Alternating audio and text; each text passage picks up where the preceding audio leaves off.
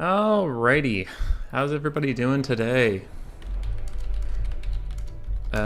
Just before we were trying to start, Steam decided to lose connection, so now Poon and friends and I are wondering if this lobby's even gonna work. But we will see. Alrighty. So how's it going today? There was just a minor hole in the streaming schedule, and I decided that I could maybe try to cast something fun for everybody. So we're doing it from the shadows, King of the Hill. You need one stalking unit, and you can't play the same faction more than once. Pretty simple. And we'll get right to it. So for now, we have Poon and Friends versus Logic. Looks like Logic's just trying to connect at the moment, because Steam is as reliable as always. Hey, Logic. It is hype. So, I'll pull up the lobby so people can see. So we have Poon and Friends waiting to take on first challenger, and Logic has arrived. Perfect, perfect.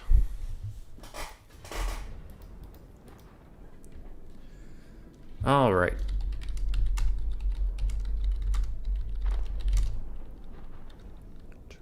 Faction, band 2.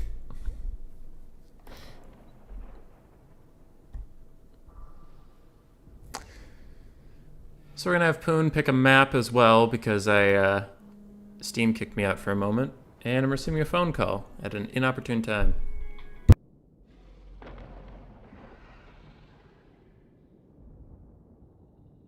Alright, it was just a spam scam call. Doesn't matter. Troll Country. Alright, so Poon and Friends are just gonna stay on the map we're on. Which is fine. Oh, stretch. I'm kind of surprised. Recently I posted a Skaven kind of how-to video, mostly just an army composition video, and it's already hit 100 views, which for me is a lot, and I'm kind of surprised people wanted that content. A lot of how-to videos aren't the most popular things. Poon and Friends just trying to pick an army at the moment. Thinking, pondering, scheming. Go Skaven, ban Wood Elves, and Beastmen. Ooh, that makes me doubt Logic's gonna take his beloved Dowie. Strong doubt. Warriors of Chaos would be a good pick. Norska would be a good pick. Tomb Kings and Vampire Counts are okay. Especially on Troll Country, actually. Troll Country, Tomb Kings do great, because there's less room for the Skaven to maneuver and shoot them down.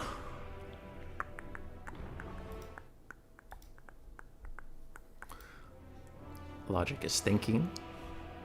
Thinking.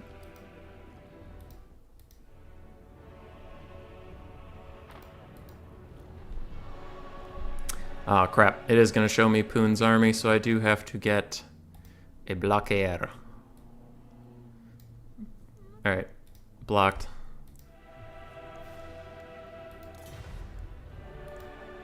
Logic, still thinking. Still thinking.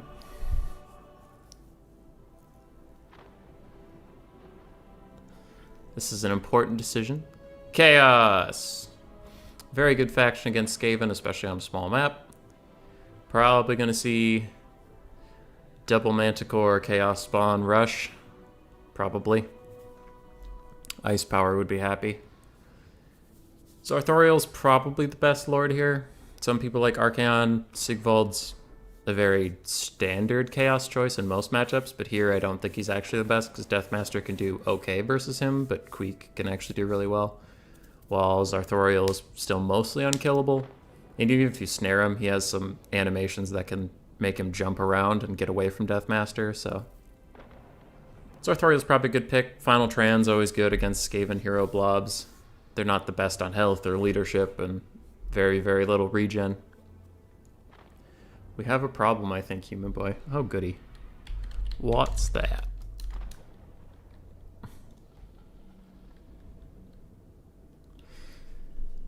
Oh, Steam. Steam, why do you do this to us?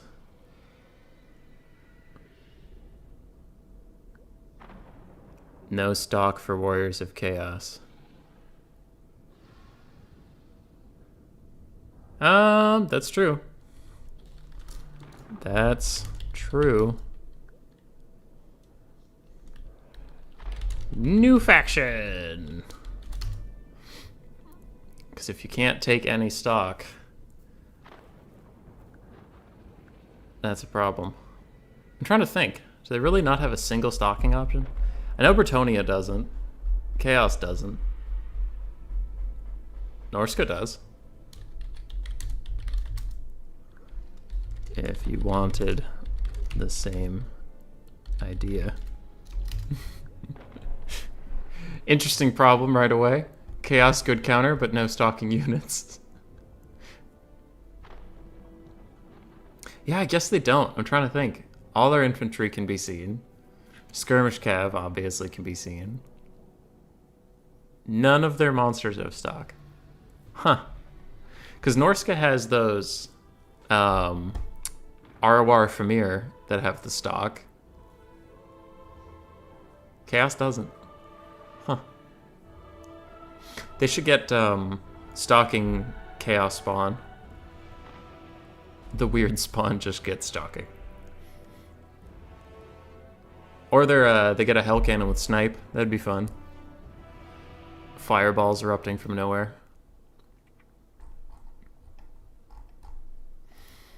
So it looks like he is switching to Norska.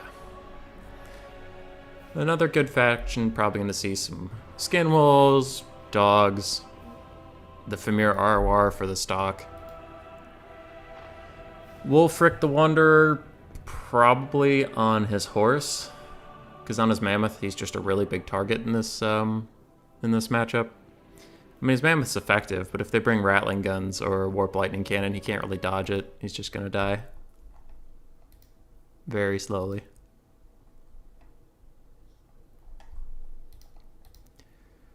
You have one stocking option. Indeed, you do. But it's the best unit in the whole game.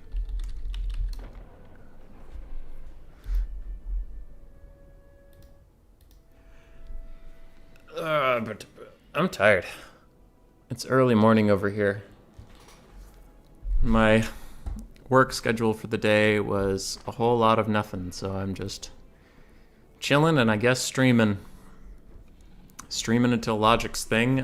He is hosting a 2v2 semifinal and final in about 2 hours and 40 minutes, so that's neat. If anyone here isn't a fan of Logic's for some reason, definitely go check him out. He's Logic_EU. Very nice guy, very good streamer, and has a lot of cool events going on. A lot of cool things. So the Skaven build looks almost done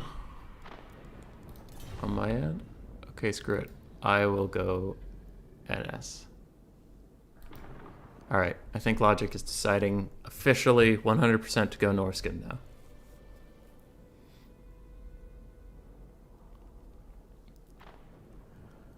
We will see. The Skaven build I'm seeing is unique. Unique. Poon and Friends still switching some stuff around, but I'm noticing some core elements he really doesn't want to let go. And they're spicy, to be sure. They're spicy.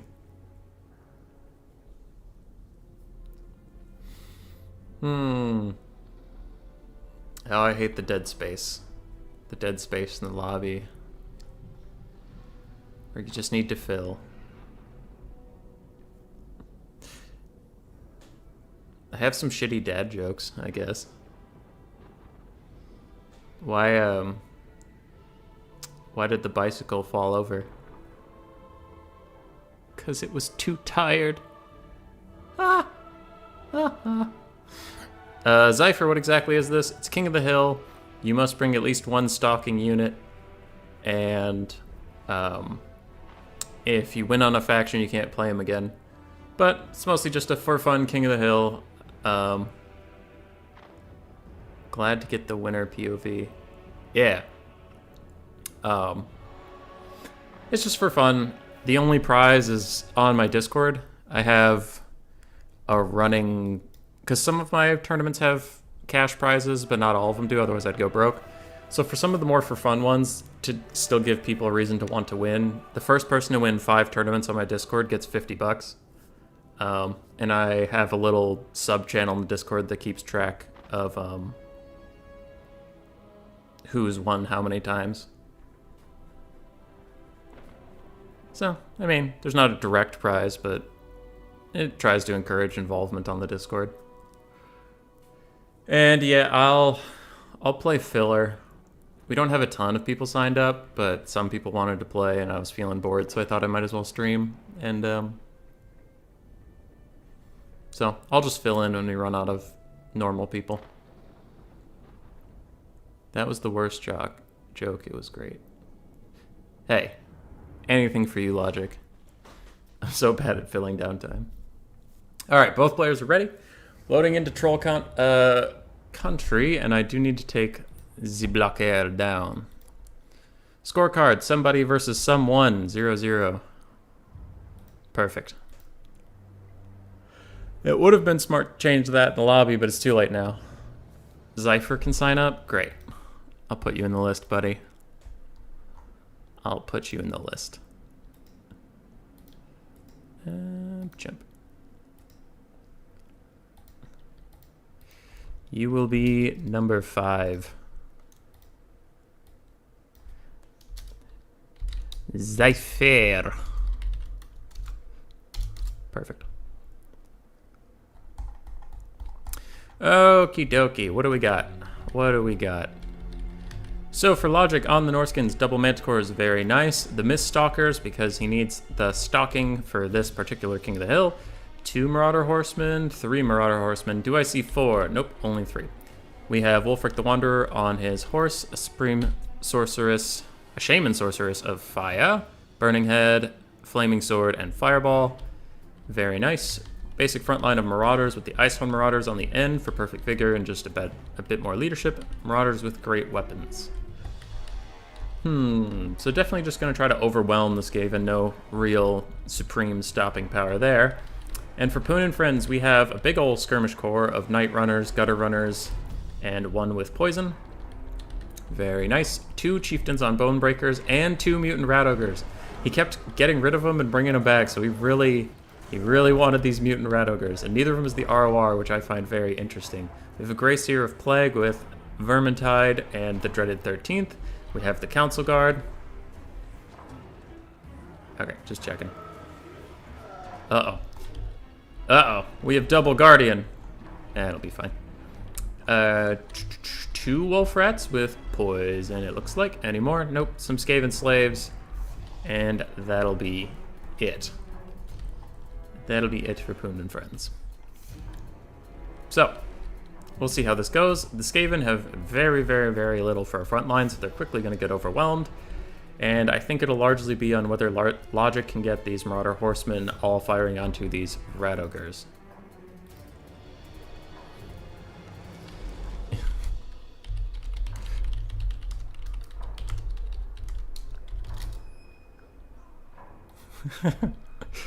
Just gonna mention that. I ticked it off. I thought, 1 has it, Council Guard have it. Okay. Yeah. Council Guard will sneak up on you like that. You want them for the Unbreakable Halberds, but you forget that they have Guardian. Is Double Guardian still a thing? Yeah, it's still a thing. Unfortunately. It's king. So we're going to kick off. I think the Skaven have the advantage in the skirmish game, though the Marauder Horsemen can just run away from them. They're much faster. And then Logic can take what skirmishes he wishes. So probably want to save them for later in the game. Norscan Warhounds and Miststalkers can run straight into the Council Guard right away. Very interesting choice for putting them way over there. I think he wanted to avoid the Double Guardian bug, but it's pretty fine. Logic said don't worry about it, so we'll be okay. Does CA even try to fix stuff, Zypher? No. Have you played this game? No. Fixing things is highly overrated. So, the Skaven advancing with their rat ogre blob thing of the 4 SEs. And for anybody wondering, no, chieftains on Bonebreakers are not SEMs, they're just normal SEs, so this is legal. Gutter runners skirmishing against shielded marauders. Not great for them, but they are realizing that they need to reposition and maybe fight this Manticore or fight something else. Looks like a nice clan rat summon just coming in to take the frontline fight instead of Skaven slaves, since they will disappear. Council Guard chilling, observing. I think they are taken out of the fight for the double guardian thing, but who knows. 4 rat ogres jumping into the marauders, not getting a lot of damage, but doing a lot of leadership damage, and now charging over here. So they're just going to be a cycle charging goon squad, it looks like. And the Gracier of Plague also getting in on the front line. So a lot of the hero core is taking the front line. They aren't waiting for anything around here. Skirmish Corps have now found some Norscan Warhounds coming on their flank, and they are going to get attacked. Now, they probably should turn around and just fight this in melee, especially with the Wolf Rat support, but if they keep trying to run away, they'll take more damage than they need to. Though the Manticore could be a problem for the Skaven because their leadership is notoriously terrible. But with strength and numbers there, they might actually be okay. Now, the front line's going poorly for Norska, but the flanks seem to be okay. We have a lot of skirmishers over here, and the Miststalkers ready to jump in. And how's the main fight going? Wulfric the Wanderer, surrounded by 4 giant rat ogres, is not having a good time. The poor man. Shaman Sorcerer of Fire there to support him, but maybe wants to run away. There's plenty of infantry support for Norska, though, so maybe they can turn around. Manticore is rampaging in the back, and it looks like the Skaven giant core of skirmishers and wolf rats were able to win the day, though maybe those wolf rats ran away for just a brief moment. Over here, we have a mutant rat ogre already at half health, and a chieftain missing about a third, but otherwise they are doing quite well, and they're currently chasing the Shaman and Sorcerer of Fire around. I'm surprised he's not faster than them, 78, 60. He should be faster than them. Maybe they just got an infinite charge animation. The Miststalkers on the edge, just waiting, chilling, and some Marauder Horsemen have gotten involved with Skaven Slave Spears, and even though it's spears, they're Skaven Slaves. They will easily overcome them. Hey, Deadly Bunnies, how's it going? Gutter Runners Poison fighting in melee against a Feral Manticore and actually not doing bad for themselves. I guess they have some Night Runner support on the side, but they are doing quite well. So that flank is still undetermined as to who's winning. Front line, the Norscan Infantry are beating the Skaven Infantry, but Skaven Infantry aren't what matters here, as again all 4 Bonebreakers are on top of Wulfric, but they decide to reconfigure their fighting stance since only one of them was hitting him at a time and the others were just blocked up on their friend.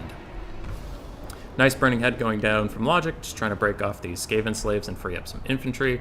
Bonebreakers still chasing Wulfric, but this is what I'm talking about. If those 3 Marauder Horsemen can just follow these guys around and keep shooting them, that'll do a lot of damage over time. That will be quite nice for them. Shaman Sorcerer of Fire is caught up by the dogs, and he just used Burning Head, so we know it's on cooldown. He needs some reinforcements, but it doesn't look like there are any in the area to really come help him, so he might just be toast. Can you message me on Discord when it's my turn, Human Boy? Sure, Cypher. Sure.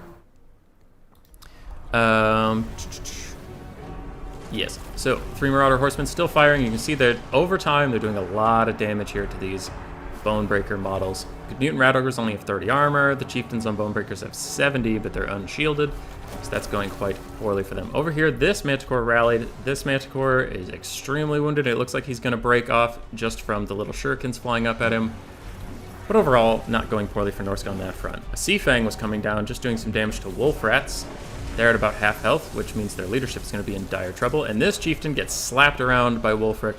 Very nice there. The Miststalkers are finally involved, and they're beating up on this poor chieftain, who is now deciding that this is not the place for him. Gracier of Plague coming over to maybe help out, but it looks like he's just going to leave. He doesn't care. Unholy Clamor, very nice, going to give leadership and vigor to the whole army, which is important as the battle goes on. This Feral Manticore is getting shot in a corner, and he has to be careful near this corner. Manticores are kind of cowards, and if he routes, he'll route right off the map over here. Skaven Skirmish Corps largely still online. We had 4 at the start, right? I see 3, so maybe 1 was routed off the map. Maybe.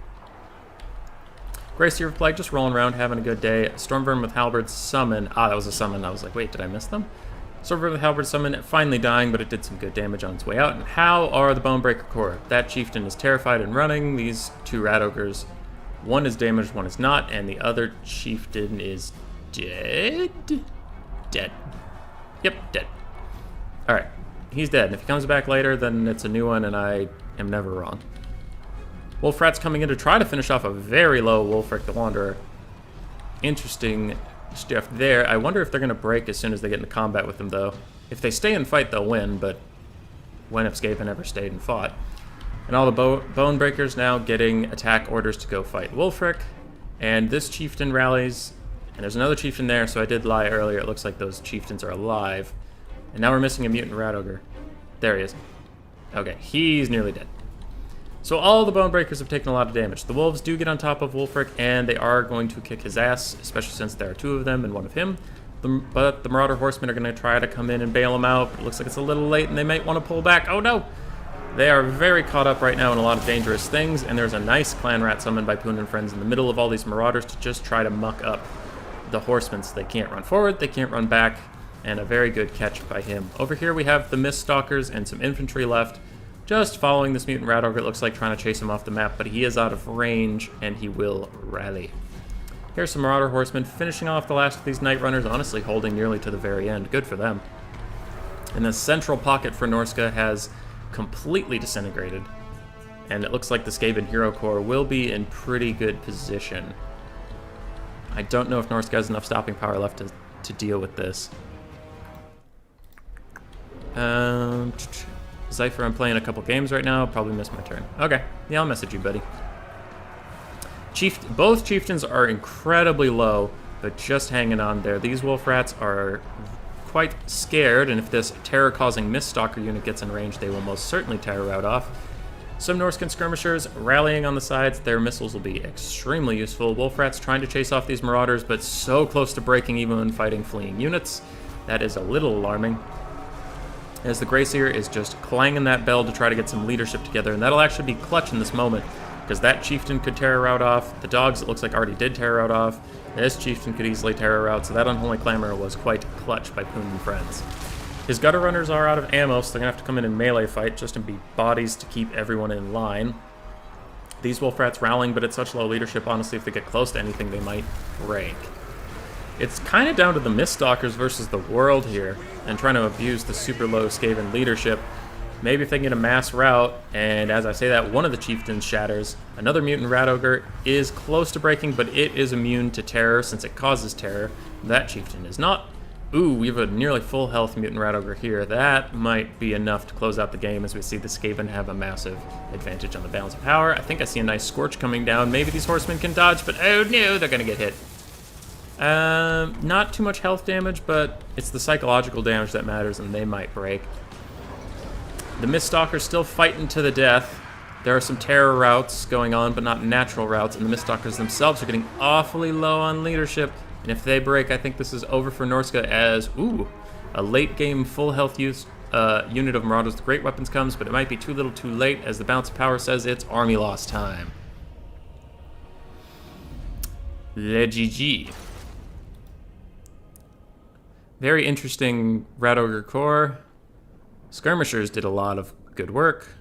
Wolf Rats did a lot of good work. Very nicely played there. Logic had a tough start, certainly getting surprised by the Mutant Rat Ogre Corps, I believe.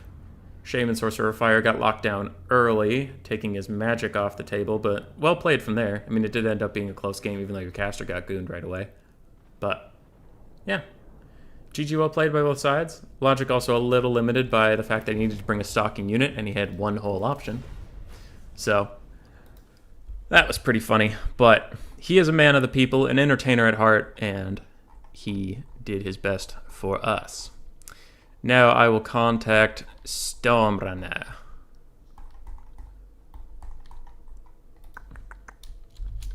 Storm, you're up.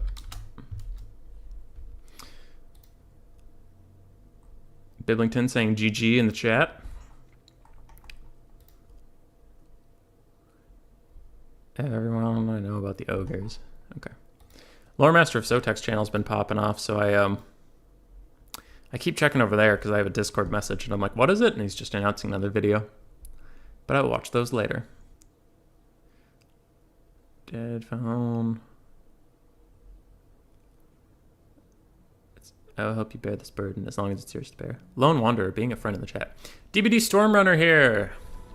So Poon, pick faction. Band 2, pick map. Can't Skaven.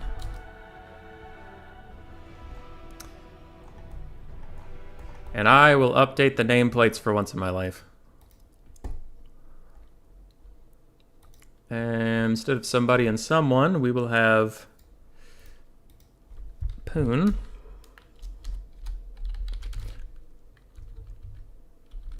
One.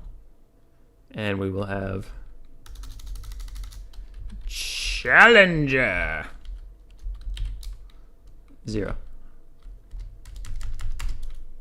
Perfect. A thing of beauty. Poon and Friends is going Empire, Band Dwarves, and Greenskins, and then we'll probably pick Mac. Biblington asking for a dad joke. Alright, so anybody watching the replay, this is because of Biblington. Blame him. Biblington. How do bunnies prepare their Christmas presents? They rabbit up. Rabbit like rabbit. I'm so funny. Okay. Back to being cringe.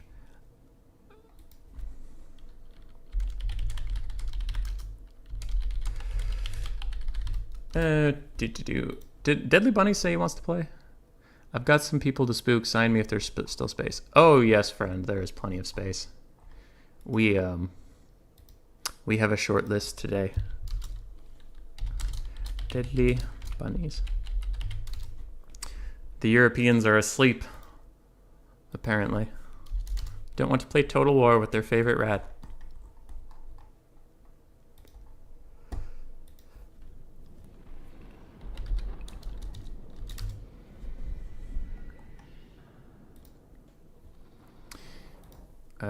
Blocker. I hate when Steam glitches out so I can't be the host and I can't unselect somebody, so I have to see their army all the time. Do I know any other dad jokes offhand? Like, I could easily look them up, but I want to know if I can remember any. Oh, terrible jokes. Oh, yeah. What jungle cat would you never want as your lawyer? A lion. Tee. Because he tells lies. I'm so witty. Honestly, though, if you think this is bad, Grace has to live with me, so...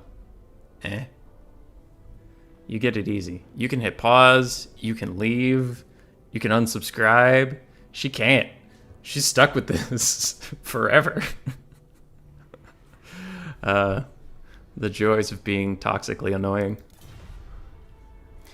Alright, we get the fat MP Crossroads pick. Very nice. Very nice from Poon and Friends. Best map in the game. Just a flat square. I mean, my 3 favorite factions are Skaven, Dwarves, and Vampire Coast, so I don't mind maps with no terrain. Not sure if I can play when it would be my time. So holding off signing up till I know. Wood Elves from Stormrunner versus Empire. I've heard both sides say that this is their favored matchup. I've heard Wood Elf players say it's easy for them. I've heard Empire players say it's easy for them. I don't know. Every time I've tried to play Empire here, I lose, but how much of that is the matchup and how much of that is just me being bad? 50-50? I don't know. I'm infamous. Words are hard today. I'm infamously terrible with heavy cavalry, so maybe running them into their death has something to do with me losing this matchup all the time. Grace is lucky. Those were fantastic. Thank you, Deadly Bunnies. Someone gets it.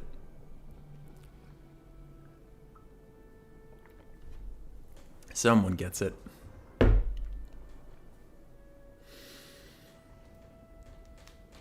Oh, stretch. Stormrunner, a representative of Death Before Dishonor. Surprised Rubber Duck isn't streaming today. Normally he does something on Thursdays. And for everybody in the chat who might be excited for things that have nothing to do with you, there's an RTK meeting coming up soon, and I might finally stop being a squire after... I think I've been a squire for like 5 or 6 months, and they're still not sure about whether they want me to be fully RTK yet. But maybe in like a week and 3 days I can get rid of the S in my name. Seems unlikely. Seems unlikely. Poon and Friends is ready. Stormrunner still cranking away. Let's see. What's usual in this map? But cannons, I suppose. The cannons are bad against Wood Elves. So it's interesting, because it's a nice big open map where the Empire want to use their artillery. But Wood Elves are exceptionally good at sniping their artillery. So they might want to go Demigriff Blob with like Volkmar and a Warrior Priest. I don't know. Rubber Duck's on vacation? Who let him do that? He's not allowed. He must stay here and entertain you people.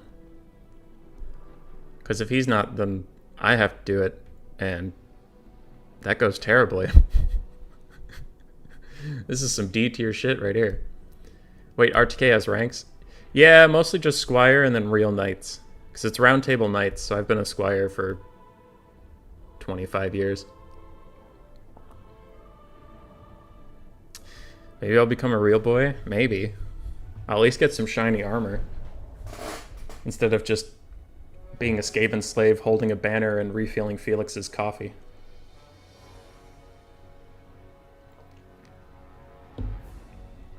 But, yeah. Soon, chat. Soon I will be a real knight. They'll even let me get a horse. Ooh, actually, more hype for people who it doesn't affect you, but too bad. Grace and I will be getting a puppy soon after we come back from Seattle. And I leave for Seattle Sunday, come back Thursday, because we would have gotten a puppy by now, but we didn't want to get one and then immediately leave for another state for like 4 days, because that just seemed a little cruel.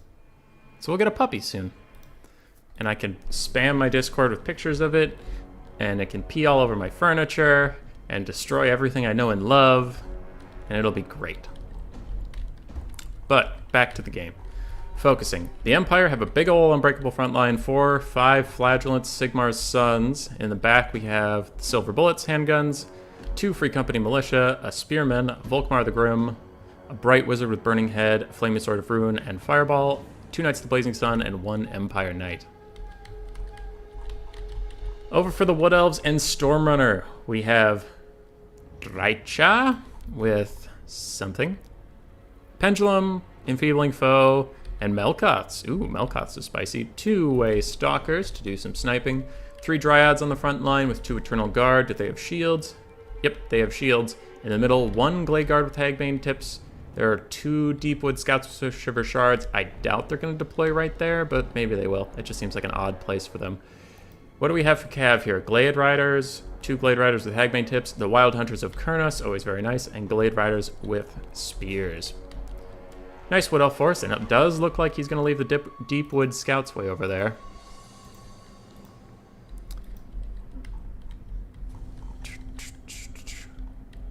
Yeah, sorry, I was reading the chat for a second. We have puppies are hype, and don't puppies are the worst.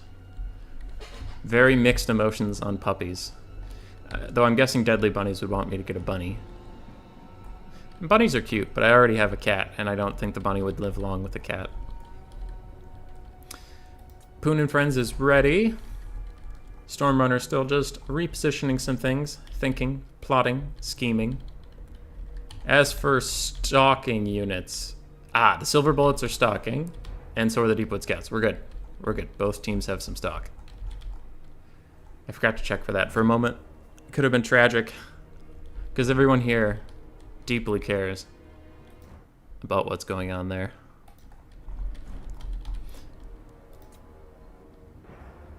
Stormrunner still thinking. thinking. Kind of surprised he hasn't gone deeper Vanguard, honestly, but just wants to keep the formation tight. Deepwood Scouts deploying somewhere slightly different. Don't really want to announce that in case somebody's listening to the stream or something. So, let's just say the Deepwood Scouts are vanguarding. Both players are ready. Should be starting any second now, probably.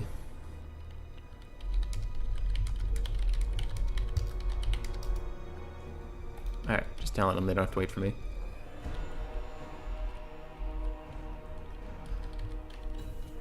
I heard a ding. Yay, the game started! I imagine these Waystalkers are immediately going to fire both of their arrows at the Bright Wizard. Wherever he is, there he is. We will see if that is the play. Wood Elves advancing as they should, since they are not technically in range with anything. And I think they'll quickly realize that they have the skirmish advantage as there's no Pistoliers or anything. Deepwood Scouts slowly advancing in the back, gonna try to snipe out these Free Company militia and handgunners most likely. Kinda surprised we haven't seen the arrows of Kurnos yet.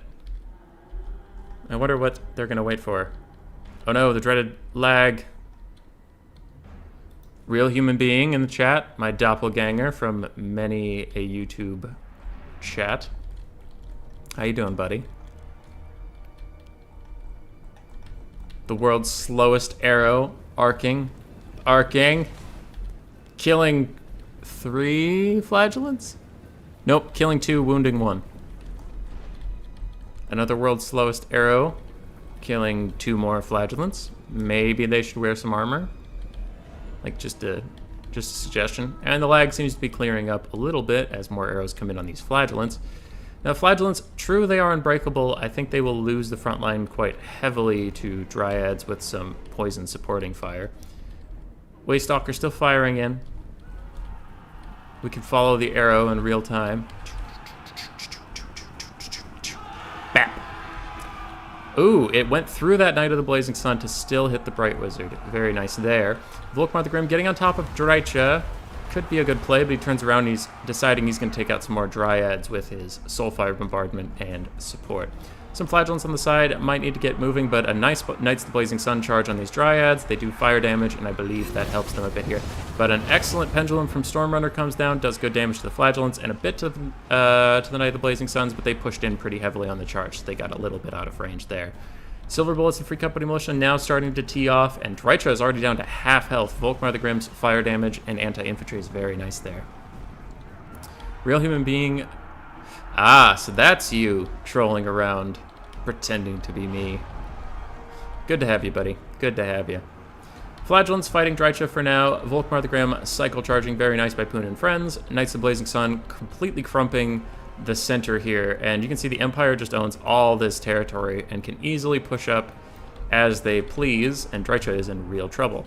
Now the Wood Elves' Deepwood Scout Vanguard is still not quite in range of firing, and it seems like Stormrunner was hoping that on this very large map the Empire would take a cannon-focused build. But they did not. And these Free Company Militia firing awfully optimistic shots. Oh, they were shooting at these shattered units. Okay, I thought they were trying to hit these Glade Guard and we're not even close. But anyway, Drycha extremely low and now running straight into gunfire. Oh no! Oh no, that is tragic for her, and Volkmar the Grim is on the case. She does get her Dryad summon off really quick at the end. She might be able to break off that Bright Wizard. Both these Waystalkers still firing, though this one is soon to get in combat with some Flagellants. Very nice Knights of the Blazing Sun play this whole game so far, honestly. Getting on top of Archers and Dryads, the things they want to be on. Drycha is dead, and this is looking a little tough for the Wood Elves. Now, they do have some cav. Ooh, is that a burning head coming down? Will Stormrunner be able to dodge it in time? No, and it does good damage on these Glade Riders with spears, lowering their leadership by a ton, and they will very quickly break. The Wild Hunters of Kurna, seeing their friends break, are also going to break and run for the hills. And this has been a tough game for the Wood Elves. This is surely a nice Empire build. I had a little bit of doubts that the front line would be able to hold up, but they killed it. Now, as we mentioned, these Malevolent Dryad summons are managing to break the Bright Wizard, but that is a very small boon and a very bad storm for the Wood Elves. And it looks like Stormrunner has been dropped from the game because Steam is a cruel mistress. But I do believe that that game was going to go to the Empire. I believe. Drycho was dead. Both the Waste Stalkers are still alive. Both the Deepwood Scouts are still alive. But these health bars on the Wild Hunters of Kurnus were deceiving. They were quite injured.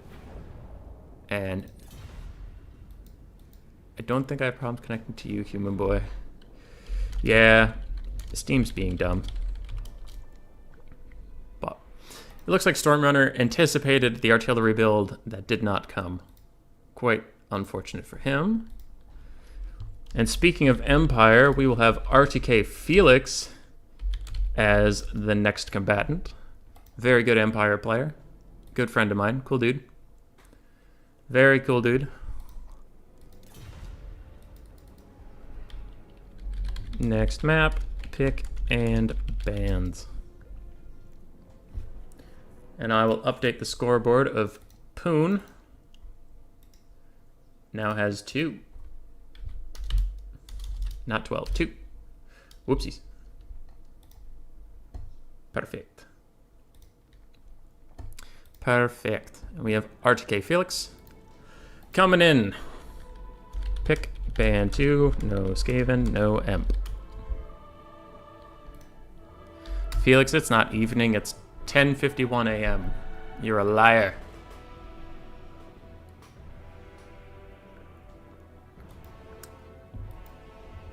The map is a Stallion Tomb, apparently. That's not what I see. You toggle map again. I see MP cross roads. Steam can be a janky service. Total War can be a janky game. And together, the power of their jankiness unite to make one very buggy game. Very buggy game. A Stallion Tomb with the lizards. Lizards have no problem getting a stalking unit. Chameleon Skinks are exceptional. They're annoying. They raise my blood pressure. But they're stalking, and they're 600 gold. And they're very good. Ban Vampirates and Skaven. I don't know if... This is my opinion, but I don't know if you need to ban Vampirates on such a small map. I think it's going to be so close quarters and such a melee-focused brawl that Lizards will do fine. Because Vampirates can't really abuse you with cannons when you can get to them in 2 seconds. But to each their own. Skaven's a good ban. Skaven are truly the best faction in the game, so you do have to ban them. And Felix, oops, screen blocker again. Felix hates fighting Lizardmen as Empire, but Empire are his favorite faction, so I'm sure he's being conflicted right now. The power of jank is powerful with this one. It is, Bimlington. It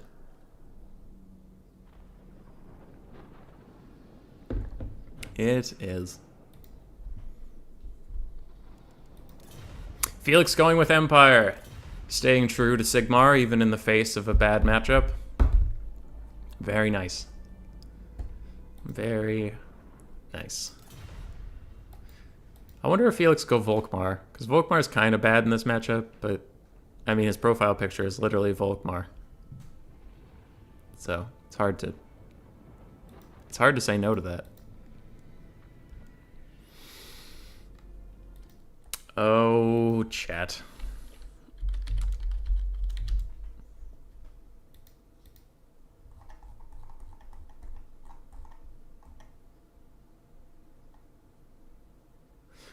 Chat, why can't a nose be 12 inches long? Because then it would be a foot. Ha. Ha ha. Ha ha. American measurement jokes. That's a deep cut.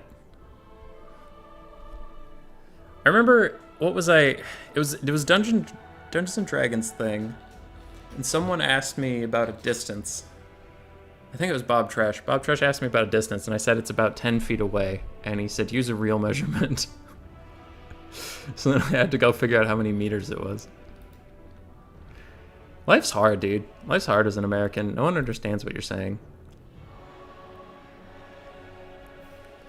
Everybody just hates you all the time. And you're bad at the one sport the rest of the world cares about. Football/soccer. And everybody's all excited about like, oh, England versus Germany, and oh, Czechoslovakia versus Poland, and all these cool things. We're over here like, hey, we'll fight your junior league teams, 'cause, you know, we're really bad. I think our women's team kicks ass, but I think our men's team is always kind of a joke. That makes me sad. But at least we have hockey and basketball. We're pretty decent at those things. Thanks, Biblington. Thanks for telling me what I already know. But see, metric jokes are hard because you guys took all the fun out of naming it. Everything is blank meter. So it's like, what did the centimeter say to the millimeter?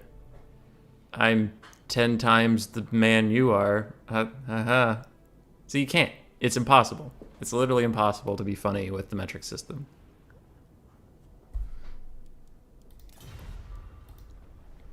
That is the one thing about the American system, is it has better jokes. When you go to Subway, do you order a $5 foot long, or do you order a $6.23 meter long? Huh? Huh, Biblington? Answer me that.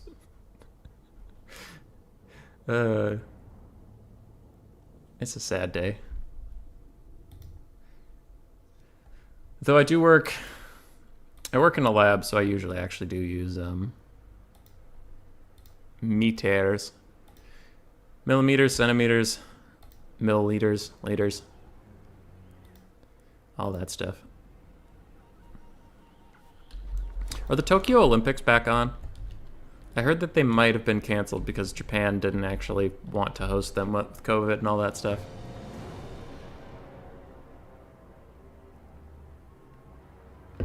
Deadly Bunnies, it does make sense.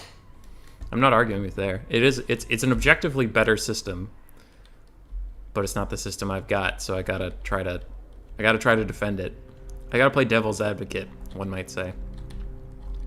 Alright, what do we got? What's going on? Both teams have a stalking unit, so I don't have to worry about rules stuff. Perfect. For the Lizard Man, we have a Feral Bastiladon. I thought I saw two. I guess I only saw one. One Feral Bastiladon, Cold One Rider, Cold One Rider, Cold One Rider, 4 Cold One Riders, 3 Chameleon Skinks, 2 Pterodon Riders, Skink Priest of Beasts. Source Old Blood, is he on a Cold One or is he on foot? Wow. Oh, okay, yeah, he's on a Cold One. I thought he was on foot. That would have been hype. And then we have 4 Saurus Warriors in the front, just to try to win the infantry game. So pretty heavy metal rush from the Lizardmen. They're not really going to faff about. No solar engines to try and fight the artillery game. And for Felix, we have Volkmar the Grim. We have a light wizard on foot with just net. We have a bright wizard on foot with Volkmar the Grim, apparently. Come on. Just Burning Head. Got it. That was way more effort than it needed to be. I see a bunch of halberdiers mixed in with spears and Sigmar's Son, so very anti-large focused infantry build. We have 1 cannon. Do we have 2 cannons? Nope, just 1. 1 cannon to pressure the Lizardmen forward, Silver Bullets and Sterling's Revenge. 2 units of regular handgunners besides that, so a lot.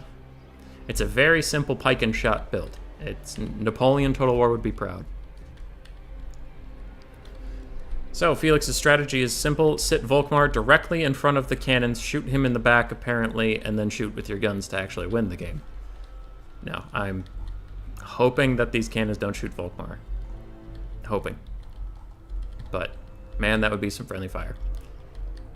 The light and bright wizards on foot are just to make them super, super cheap, and also less snipeable. Chameleon Skinks and Pterodon Riders will do less damage to foot targets as usual, because they miss a lot of their shots. So, I know Felix takes them to be cheap and tanky. And he doesn't really need the horse for mobility, because where are they going to go? Everything they need to do is in, this circle. So they're right where they need to be. I think Empire Wizards on foot are like 300 or 400 gold, which is super, super cheap. And nice. Yeah, Volkmar has his usual kit. All the Sigmar blessings. So, game started. Lizardmen are going to funnel in right away. And these Pterodons, if they get netted and shot, are going to die very quickly, so I think Poon and friends will have to play a little carefully with them. Maybe just accept that your Saurus are going to take some shots on the advance and get your good rock drops later. Volkmar just getting out of the way of his own cannon so he doesn't get shot. The cannon is going to be teeing off into the Feral Bastillodon, and if he can rampage it, that'll be really nice because it'll just run gung-ho into all these handgunners. And that would be good. Chameleon Skinks hanging back for a little bit. Also don't want to get shot, and they realize there's not a lot of great targets for them, since all they can skirmish with is shielded units. And the handgunners are getting their first shots off onto the Saurus. Do we have a Manticore summon coming in from the Beastcaster? Yes, we do, and that is nice. I think it can run in, and if Felix uses a net on it to stop it from going anywhere and shoot it, then the Pterodons can run freely. But there is a net on this Bastillodon, and it's going to take a ton of damage, but I think now is a good time for Poon and friends to take these units, get them in here since they can't be netted, and get some nice rock drops.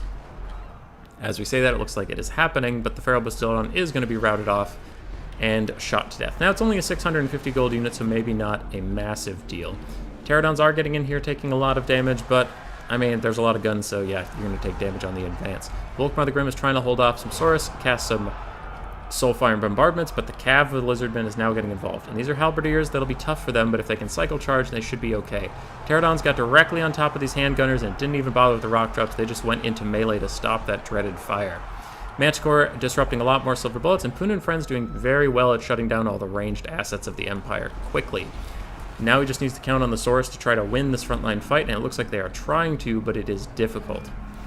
Saurus Old Blood in here, using the Horn of Kygor to give his troops even more melee attack and leadership, trying to just push through this front line. He doesn't care that they are spearmen, he just wants violence. A great Burning Head coming in from Felix. It looks like it's going to take some Saurus Warriors and Spearmen to the grave with it, but overall that's a good trade for the Empire, as Saurus Warriors are twice the cost. Now back here, the Cav started off well, but it looks like they're getting a little mucked up and don't have quite the stopping power to push all the way through. And the Saurus Old Blood is going to try to take a fight against Volkmar the Grim, while Chameleon Skinks support. It looks like they're a little trapped up in here, a little too close to support. These Cold Wind Riders are extremely wounded as they come in. It looks like on the bounce power, we can see Red is off to a huge advantage as Felix has stabilized all his handgunners and his cannons, and he is free firing into the Lizardmen advance.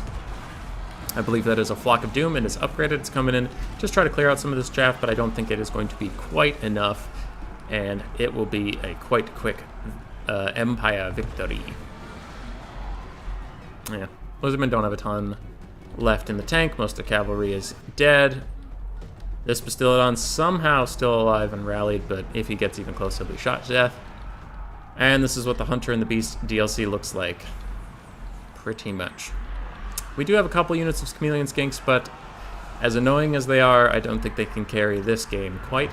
Saurus Old Blood still pretty much full health, which is surprising considering how long he was sitting next to Volkmar, but it kind of looks like two tanky characters not really getting work in on either. We have a chat. Poon and friends admitting that it is GG, and will be forfeiting there. A good try, though. Good rush. Cold Wind Riders trade very well against Empire Cav, but there were no Cav for them to trade against. Saurus got Soulfire Bombardment and Burning Headed to death, and it was a rough time for a lot of the Lizardmen. Volkmar the Grim getting 1,600 value in such a short game is actually quite impressive. Burning Headcaster right behind him. One unit of Halberdiers getting 1,000 value, others not getting as much, but just holding. And Sterling's Revenge actually performing the best out of all the gunpowder. That's kind of surprising. You think the silver bullets would pop. Very nice. Very nice from Felix. GG, well played. Okie dokie, who's next? Ah, we have Zypher, and Zypher requested a message. So I will send that. You pick two, pick one, ban two, pick map. and I will update the scorecard. So, Poon and Friends is currently 2. We will leave him up there as our, longest streak so far. We have Felix at 1. And if I could figure out technology, this would be a lot easier. But that is a bridge too far. Alrighty, so Felix is up. I will throw the blocker because it's going to show me whatever the person who joins his army is. And we'll come back to YouTube. Okay, so I think Cypher's coming. Said he'd be around, just wanted me to message him. I'm going to stretch. Big old stretch break. Oh. What's the map pool? Any map you want, buddy.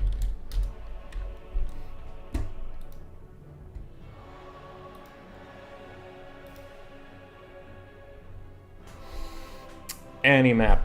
Doesn't matter. So we'll give Zypher a few minutes to respond. See if he wants to play. And Deadly Bunnies is up next. And I need to stop yawning. I can play in 20 minutes if we stream by then. Sure will be, buddy. And Total War crashed. Classic. Classic. So we'll reload that quick. And I'll message Felix. Total War crashed. Rehosting. Oh, Steam. Steam, you're a dick. Alright, multiplayer, host. Shadows King of the Hill, host a spectator. Boom.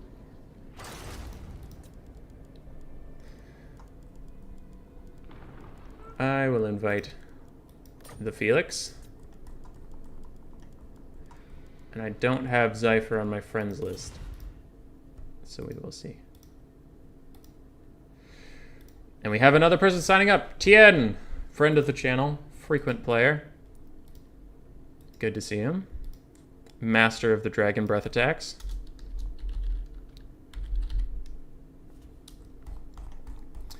Good to know.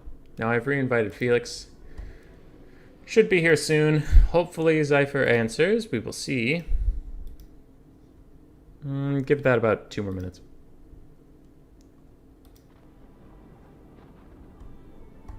Two more minutes. Oh, stretch. And if Zypher is a little AFK, we'll just go straight to Deadly Bunnies if Deadly Bunnies is around. Hopefully.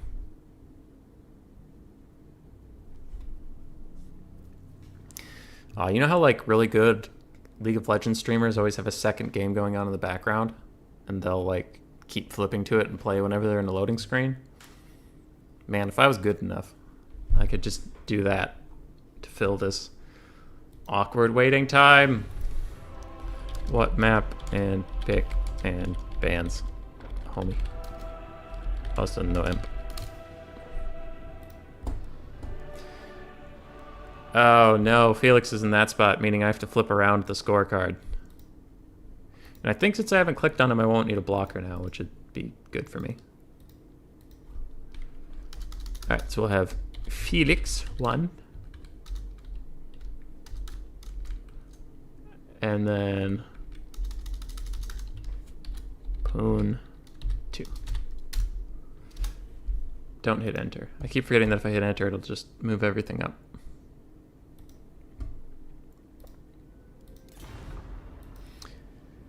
I'll go Clan Eshin, Bam, Toon Kings, and Wood Elves. Eshin for the map. Teehee. Teehee indeed, Felix. Teehee indeed. I appreciate the alliteration. To actually send that message. So if Deadly Bunnies is around, come join up.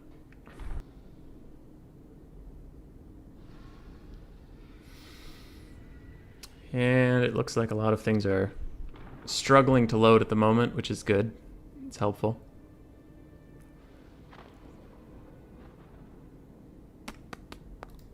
Between Discord and Steam and YouTube, everything's being a little slow, which makes me worried, but Grace is not home right now, so there's no chance she flipped the power switch on the router,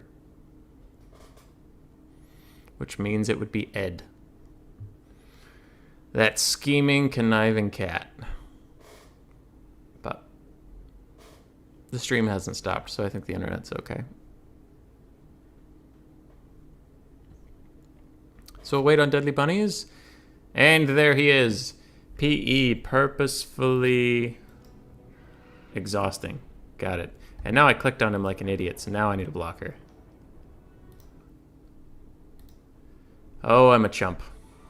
Alright. Eshin, band, TK, whatevs. Map is set. Alright, Bunnies is here. Woo!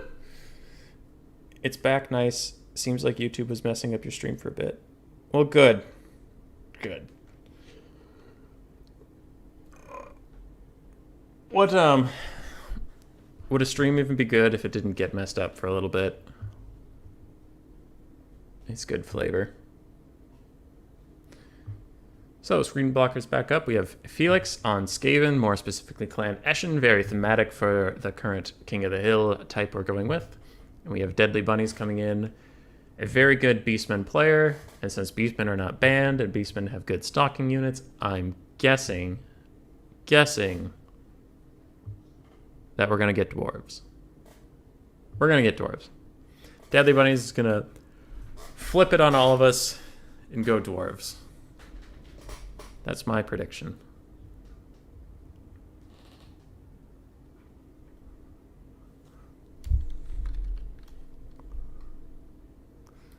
He's hovering Chaos, but as Logic unfortunately learned earlier, Chaos has literally no stalking units. So I don't think you can make them work. I don't think. The vampire counts, maybe? Huh? Alright, vampire counts. Kind of surprised not going Beastman, but to each their own. So for stalking units of vampire counts, we have the Feasters in the Dusk, and I'm trying to think what else. Nothing? Nothing. Anyone on stream know of any other vampire counts stalking units that I'm not thinking of? Kind of surprised they don't have like a stalking assassin type lord, like a ghost lord.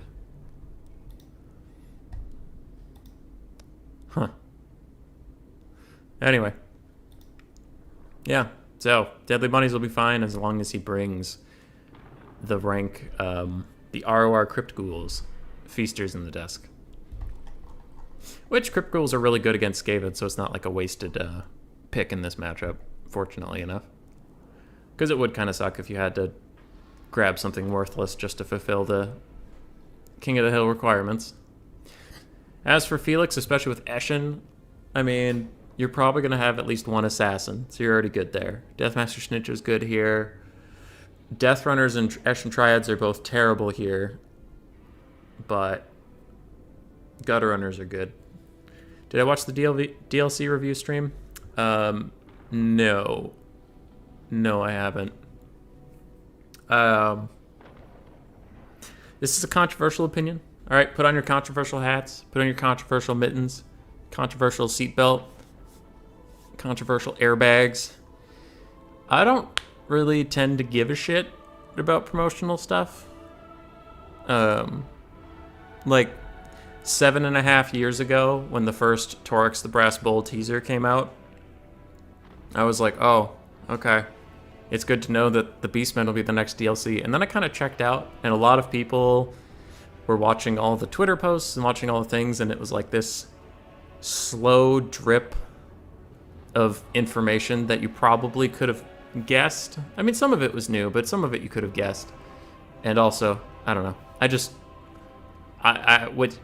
Okay, a better way to say it, without pissing literally everybody off, would be, I'm the type of person that if I'm going to watch a show on Netflix, it has to be completed. It has to be fully done, because I am not an episodic person.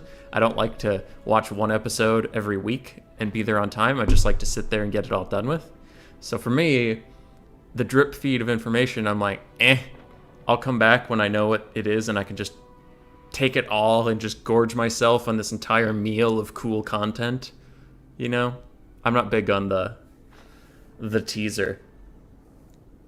But that's just me. I heard there was something about Ogre Kingdoms in there, so that's good. I was excited to see them in Game 3, because Lore Master of Sotek was pretty sure they were going to show up.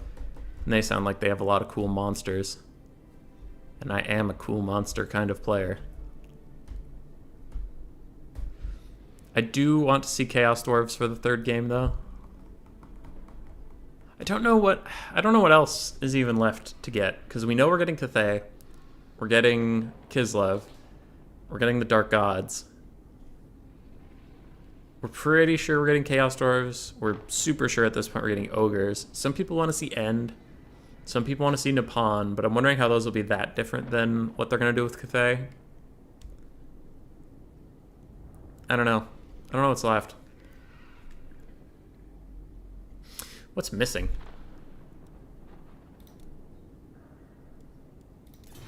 I wanted to add an AI so I could just look at all the factions for a second, but what's missing? I mean, we have like lizards. We have rats. I guess we don't have like an insect race or a bird race. But I don't know if those even exist in Warhammer. Atlanteans would be kind of fun if those even exist. But aquatics is such a weird part of this game that if you use that as an entire faction's gimmick, they were just going to be a bad faction. Because, I mean, the lizardmen already have a bunch of aquatic shit, and that's not why they're good. Yeah, I get it. Getting teased can be annoying, but it's nice to see what to expect. Yeah, and I get that people, you know, if you want to see it, that's fine. It's just not, it's not what I enjoy. Also, kind of a weird thing. I'm more excited. I'm more excited for the patch notes than I am for the new content, because I'm not a big Beastman player, and I play a little bit of Lizardmen, but as soon as I saw it was a Chameleon Skink Legendary Lord, I was like, son of a bitch. Because I'm not a big Chameleon Skink fan. So, but I am excited for the patch notes. Hopefully Manticores will get a little bit of a nerf. Hopefully Dark Elves will get a little bit of a buff, that kind of thing. Like, I'm more excited for the meta to change than I am for the raw new units. Hey, Zypher. I mean, you can be up next if you want to. There's a race of snake people? Bring on the snake people! I'm sure they're different enough from Lizardmen. Ah. Well, cat's out of the bag now. Anyway, into the game. We have Poonin Friends is at 2 wins, and Felix is currently at 1, so Felix is hoping to upset the current king. And Deadly Bunnies is here to make sure that doesn't happen. We have the Von Karstein Vampire Lord, a very interesting choice up on the dragon. I wonder why Bunnies took the Von Karstein Lord, because usually the only reason I would take him is for his Tempest-like ability, Storm of the Night, but this game don't have anything that can fly, so that's interesting. White Kings both with Scabscrath. Skeleton Warriors, Feasters in the Dusk, Graveguard, so very elite infantry, considering you're going against Skaven. 5 zombies in the front line, much more typical, and for Black Knights, 2 bats. So it looks like we're going with a very strong infantry rush with a moderate cavalry component to back it up. Now for Felix, we have a Plague Priest on his little Plague Bell with Vermintide and Pestilent Breath. We have Deathmaster Snitch in the woods with an Assassin. Very nice picks from them. Skaven Slaves, Clan Rats mixed throughout the front line, so you don't just have it shatter immediately. We have 1 unit of Rat Ogres. Do I see 2? Yes. Do I see 3? No. Alright, so 2 units of Rat Ogres. Very nice. Good blockers. A little cowardly in this matchup. They don't have enough stopping power to really kill like Vargulf, so a little risky, but it doesn't look like there are double Vargulfs here. 2 Poison Wind Globes. Gutter Runners with poison inside the formation. The Ikid Zap Zap Warp Lightning Cannon, and the Council Guard, Stormverm with Halberds. Nice balanced build from Felix. Can try to fight whatever any vampire count player brings, but I think if there had been double Vargulf, this might have been in a little bit of trouble, but that is not present. So Ikit Zap Zap is probably going to just want to focus on the Von Karstein Lord all game, and either force Deadly Bunny's micro to keep moving him in circles, or if you do hit him, you set all of his abilities on a 15-second cooldown, meaning he can't cast Zombie Summons, can't cast Invocation of Nehek. The reveal was very hype for a campaign, as there will be a lot of reworks. Huh, I didn't see anything about that. I mean, I didn't look that hard, as I mentioned earlier, but that will be exciting. I mean, I'm sure the Beastmen will get a rework because their campaign sucks, but anybody else I didn't know. Flock of Doom, as Zypher pointed out, very nice. Good call there. Raise Dead, an Invocation of the Heck. Good, good.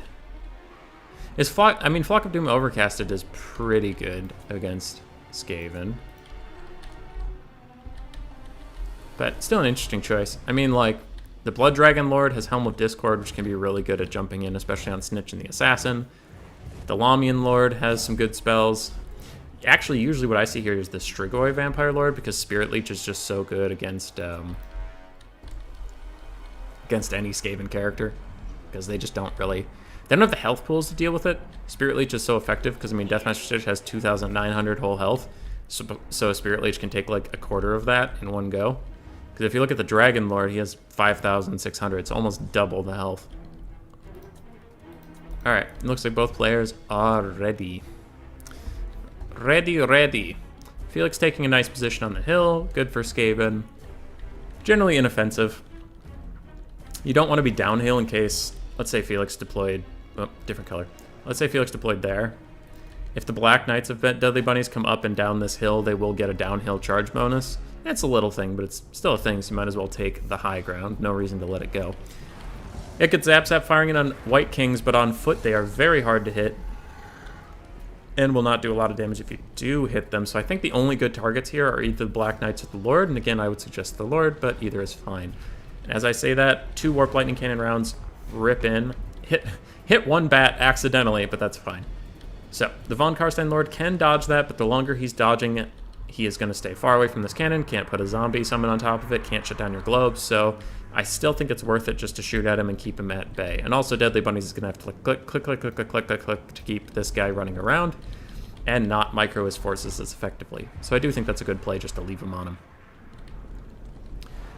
Alright, the slow advance from the vampire counts, taking their time as they are allowed, because they are under a bit of pressure, but not an insurmountable amount. Ikit Zap Zap did switch on to Black Knights for a second just to get one cheeky shot in, but I do think Felix will probably retarget it up to the Lord again, as the Lord is now coming in a little close for comfort. Bunny's doing a nice job here keeping his line roughly equivalent distance from the front line of the Skaven, not taking any free shots, as just a blind march forward would end up with this part hitting first, and then this part coming in a little late. So Bunny's taking a nice time to surround, but as a proficient Beastman player, I'm sure he's quite familiar with the art of the surround. A good hit onto that Vampire Lord, finally getting some good damage in, and another shot.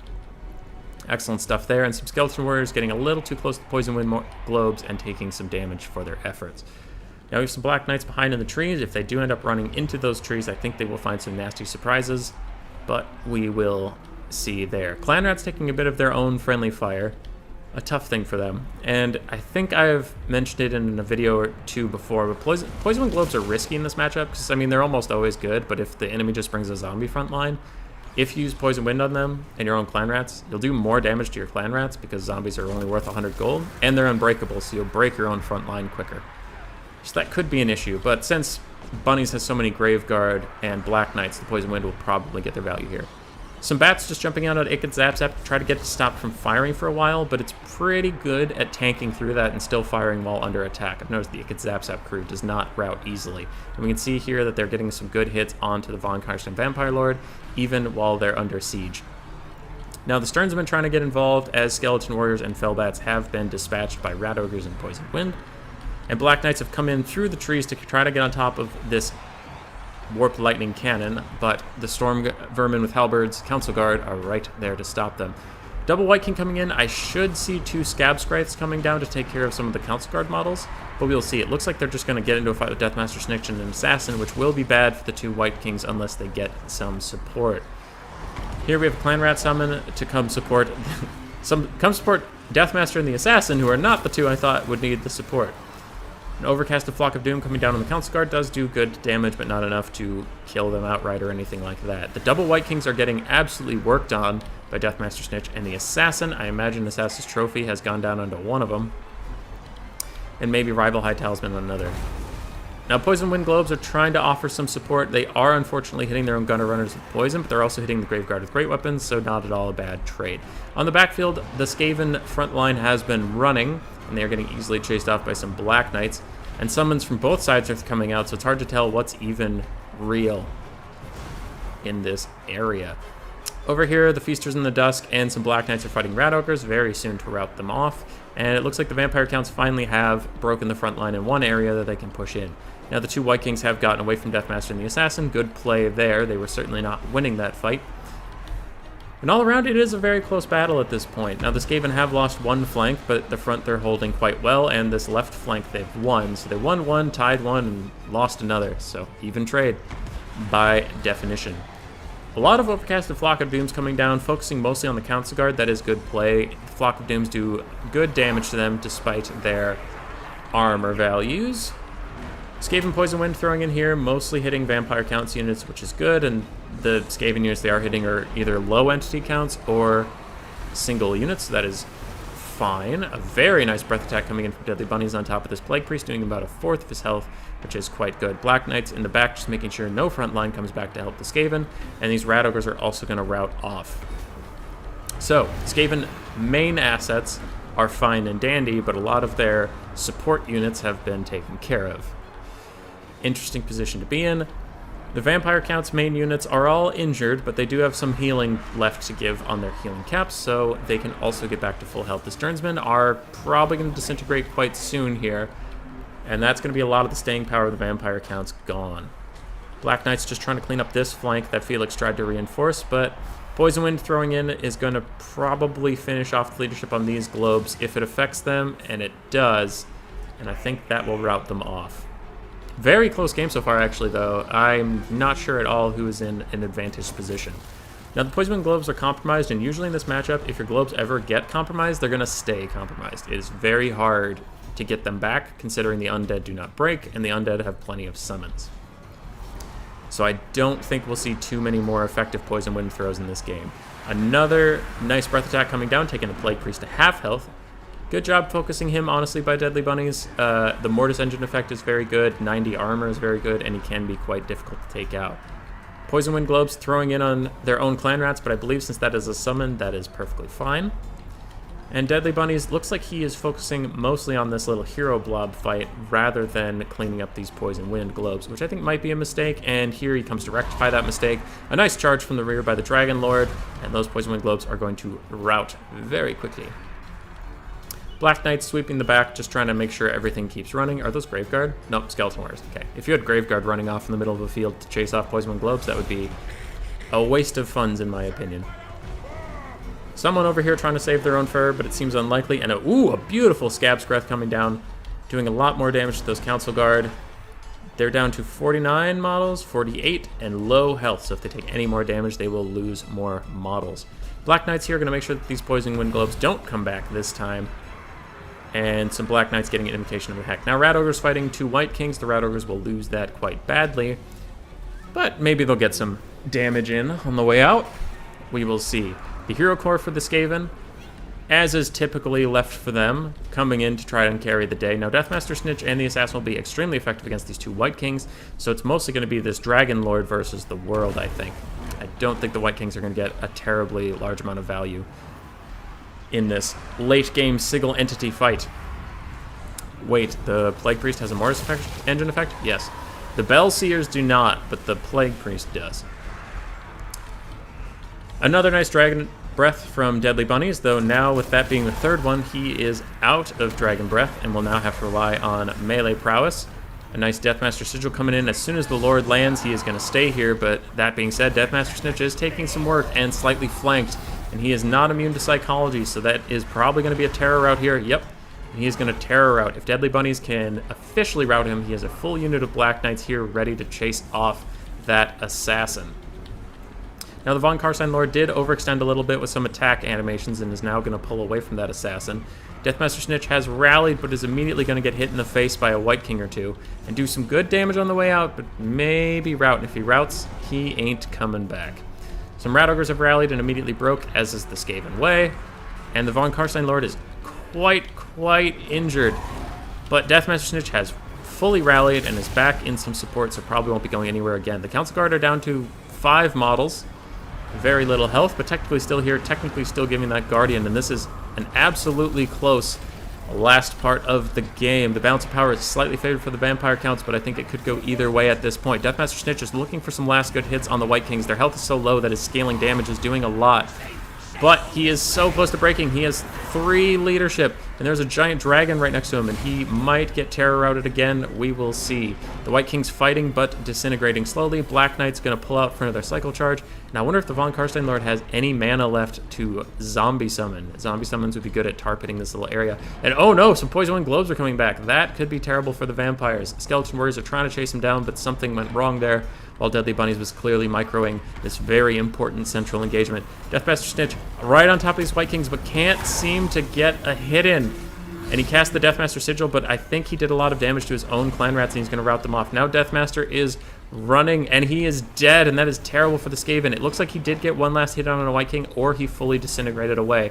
So it's one White King, very injured, and a quite injured Von Karstein Lord versus the world. But the world is small. It is a Plague Priest that is about to break any second now. It is some Poison Wind Globes with very little infantry to fire at, and it's a full health assassin who is a dirty, filthy coward. Plague Priest is going to run, takes a ton of damage from the Von Karstein Lord. And these Black Knights are going to turn around and charge the assassin. The assassin alone is probably going to break quite quickly as some Poison Wind does come in. And it looks like it hit those Black Knights, but I guess not. Interesting. And now with the assassin breaking, that is going to be GG. Very good game. I think Deathmaster Snitch had some pretty bad RNG for trying to finish off those low health White Kings. But maybe he got trapped up on Black Knights and kept attacking Horsemen. Well played by both players. Deathmaster Snitch and the Plague Priest getting a lot of value for themselves. The Assassin not as much. Clan Rat Spears just doing what they can to survive. Council Guard only getting 1,000 value back. Not quite paying for themselves. Poison Globes doing great. Gutter Arms with Poison doing okay. Rat Ogres doing okay. Zap Zap doing wonderfully. Von Karstein Lord did great. White Kings did great. Zombies did zombie stuff. Good for them. Feasters in the Dust did okay. Graveguard did okay. Sternsman did fine. Black Knights actually did a lot of work, especially routing off things and chasing them to their doom. So very well played by both players. GG, well played indeed. Very nice. So Zypher, in the chat, you can join up if you want at Zypher. You're up. And that leaves Poon and Friends still technically in the lead with 2 wins. And we will switch the nameplates around. All right, has the scorecard.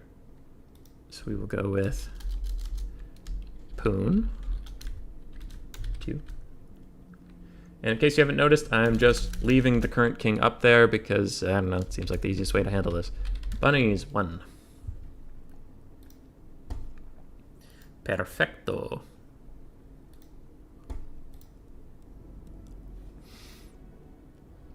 Alright. Looks like Felix is reviewing his build, deciding what to do next time. So I just made another slot so that Zypher could join while we wait. And Zypher is on his way! Hooray!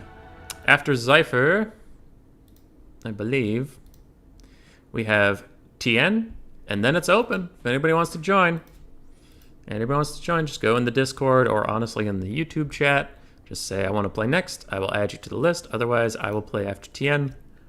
Just having a fun stream before Logic_EU is going to be hosting some 2v2 matches around an hour and a half from now. So be sure to go watch that. Cool dude, great caster, and it'll be a fun time.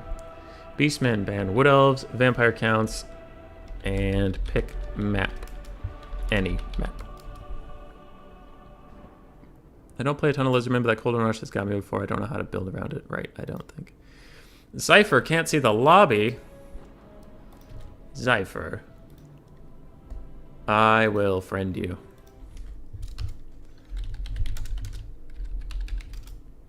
Alright. So I'm trying to friend Zypher.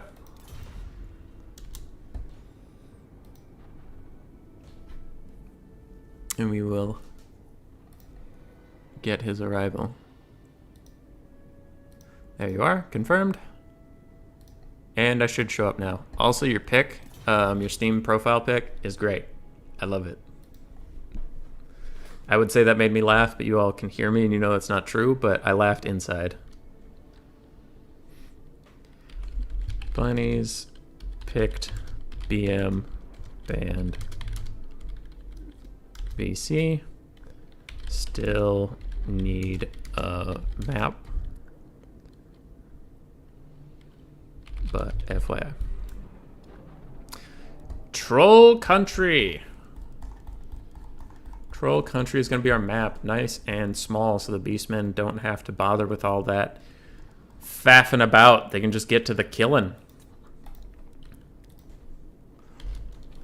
Type a wah for no reason, just to confuse the players. And we'll be good to go. We'll be good to go. Someone messaged me. The tragedy. I have to go sign some contracts for a new job. By the same time, I'll be able to join the King of the Hill. Meta Knight and or Artisan Tech Priest West.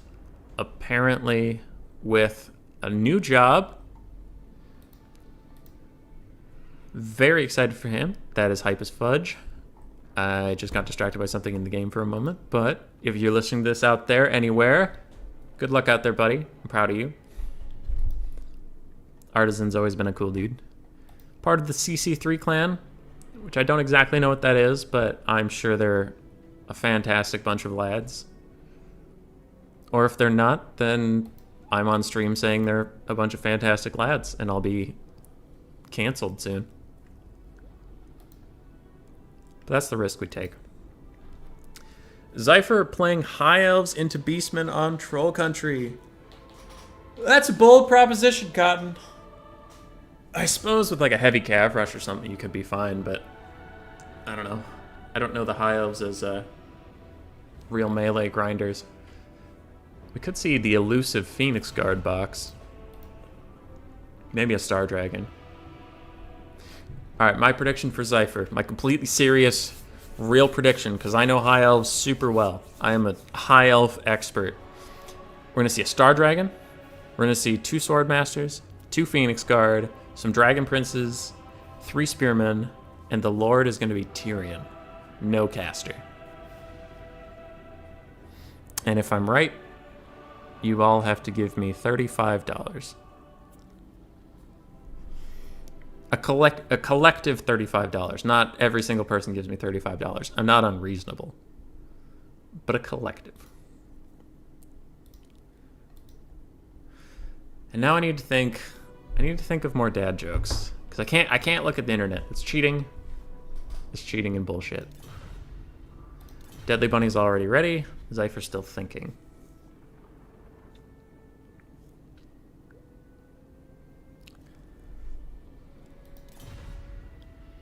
Yes, you need of stealth at least. Huh.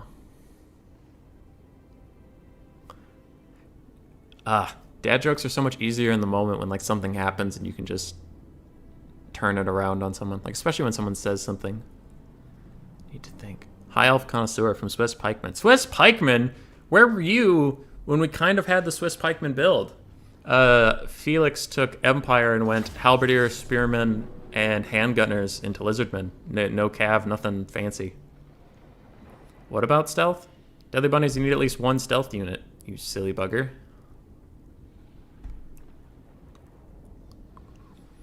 Silly bugger. That's why you took the Feasters in the Dust class game, I hope. But yes, this is the From the Shadows or the Sneaky Stabbin' King of the Hill. You need at least 1 stealth unit. Shadow Warrior Kite if you're real. Poon and friends, don't put that pressure on him, man. We don't want to pressure anyone in this chat. We are a very welcoming community. But also, if you don't bring sword masters, you're kicked. We're nice and welcoming. All right, there's no screen blocker because this time I was not an idiot. I didn't click on somebody's name. So we can just load into the game and I don't have to worry about switching stuff. And Poon and friends, you were down on yourself. Originally, you weren't sure you're going to do very well, but you're currently the king and you've lasted through quite a few number of challengers. You might just win the whole thing.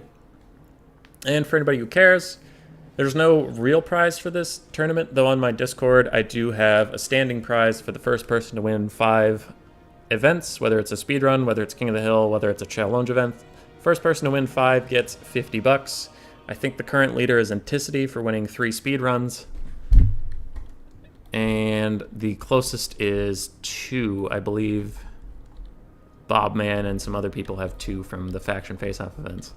Which, Faction Face-Off, coming soonish. I think I gave the players a deadline until after my vacation. I want to cast the second Faction Face-Off on, not tomorrow, but next Friday. So, they will hopefully play that soon. And I almost just announced who's playing who, but that would reveal that we're near the end and give some spoilers. So, shut up, human boy. Yes, sir. All right, for the forces, what do we got? Deadly Bunnies has Kazric One-Eye, his favorite lord as far as I know. 4 Ungor herds, 2 Gore herds with shields, including the Blackhorns Ravagers as a 3rd. Centaurs, Chaos Warhounds with poison. Do we have matching? Yep. So there's 2 Chaos Warhounds with poison, 2 Centaurs, 3 Centaurs with throwing axes. Brave Shaman of Wild with Viletide and Traitorkin. 1 unit of Bestigors. I wonder what they're for. Maybe to fight White Lions of Trace, maybe to fight Sword Masters. I don't know. As for the High Elves, 4 Rangers, 4 Shadow Warriors. Yes, very nice. So, Poon and friends did in fact influence the build. Either that or Zypher was already on top of it. 2 Dragon Princes, and I see 3 Dragon Princes, and in the sky, Alariel the Radiant. Lovely, lovely. Looks like she brought Tempest in case there were Harpies, but I see no Harpies here. You have good ideas for content/community. You know what? I try my best. I try my best, buddy. Deadly Bunny saying, ready, good luck, have fun. Zypher as well. So, the Beastmen, they have some Centaurs with throwing axes, but otherwise they're going to lose the ranged fight very badly, so Deadly Bunny's entire strategy is to go that direction. The High Elves will probably want to try to kite with their Shadow Warriors as much as possible, exploit their ranged advantage, pull back the Rangers as much as you can, Dragon Princess as well. Maybe try to get some free charges on the Dragon Princes, but that is going to be difficult with these throwing axes about. I think if they are able to get a nice throw in, that will be bad. Now we have Dragon Princes doing, ooh gosh, literally no damage to those Ungor herds. That is tough, and they're getting countercharged by Centaurs, but it looks like they will be pulled out. They're getting Foz protection right now just for a bit of melee defense, and Arma. Here, this Ungor herd is taking much more damage than that other one did during that charge, so that is good for them. And these Centaurs have maybe overextended a little bit, because if these Dragon Princes turn and fight, they will definitely destroy them. And we're close to the edge of the map, so the Beastmen do not want to be there. Shadow Warriors getting some good attacks in. Viletide coming down, doing more damage to its own Ungor herd, I believe. And over here, we have Dragon Princes fighting in the trees against Centaurs. So far, things are going well for the Beastmen, I think, but these are early days yet. Shadow Warriors kiting back, keeping their firing arcs stable and online. We already have 2 units of front line running. Brave Shaman of Wild overcasts on himself, doing a bit of damage. I think he was trying to get over here and help with this fight. That is going quite well for the Beastmen. They are murdering these Rangers and Dragon Princes, and those are expensive units to lose. Larry for Zypher is standing above, I believe, going to try to cast some healing on these Dragon Princes. Maybe want to help out this little engagement a bit. And another Foz protection coming down for the Dragon Princes, just trying to keep them in the fight a little bit longer. Dogs are in the back line, but Shadow Warriors are decent melee combatants, and with Dragon Princes nearby that can possibly turn around and fight, I do think these dogs are going to run straight that direction and go off the map. Now, in the center, the High Elves have held pretty well and are keeping things going, but on the flanks, it is Beastmen territory. And I think that that is going to be bad for the High Elves, as some Dragon Princes are desperately trying to keep these archers online, but having a tough go of it. Where's Kazrak? What has Kazrak been doing? This pocket's going quite well for the High Elves, as heavy cav and healing equals a good time. Kazrak was over here helping the left flank couldn't entirely collapse, and now he's on top of these Shadow Warriors doing great. Centaurs fighting against Shadow Warriors. I do have a text that I will need to check after this in case I have work I need to go do. Chaos Warhounds with poison. Fighting against Dragon Princes, not an ideal trade for them, but they are just trying to block up those Dragon Princes and get onto the Shadow Warriors. Larry charging into these Ungors, trying to get them off, but I don't know if she will be able to do that much peeling, as on her little eagle, she is just food for Kazrak, and he comes in, landing a ton of good hits with his Bray Shaman of Wilds, and Larry has got to watch out, because if she routes, which she is definitely going to route, the edge of the map is right there. Larry, no! Larry, no! Actually, somehow she rallies. Holy crap. That seemed impossible. She lost half her health in a second, and she's like, no, we're good.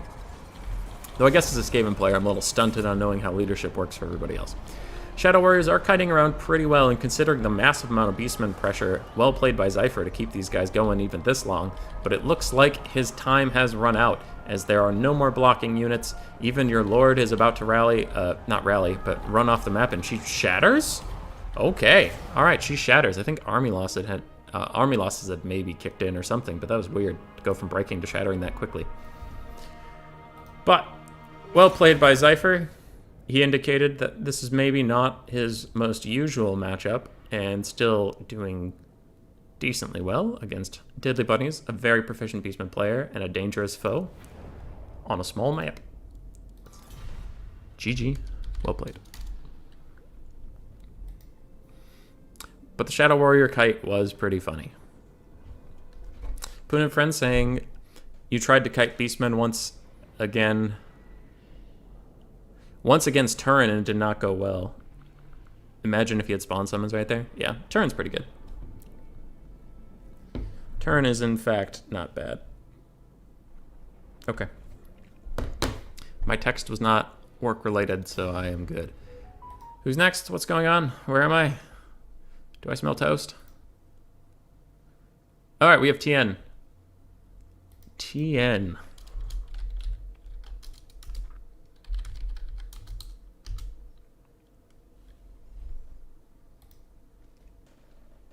No, I am used to play the matchup. Not with that build, though, but I had to sneak in a bit of stealth. True. True. So you were undone by the nature of the event and my shitty rule set. I have corrupted you. I have failed you. And now Deadly Bunnies and Poon and Friends are tied at first place with 2 wins apiece. And we will see if TN can end the rule of Deadly Bunnies.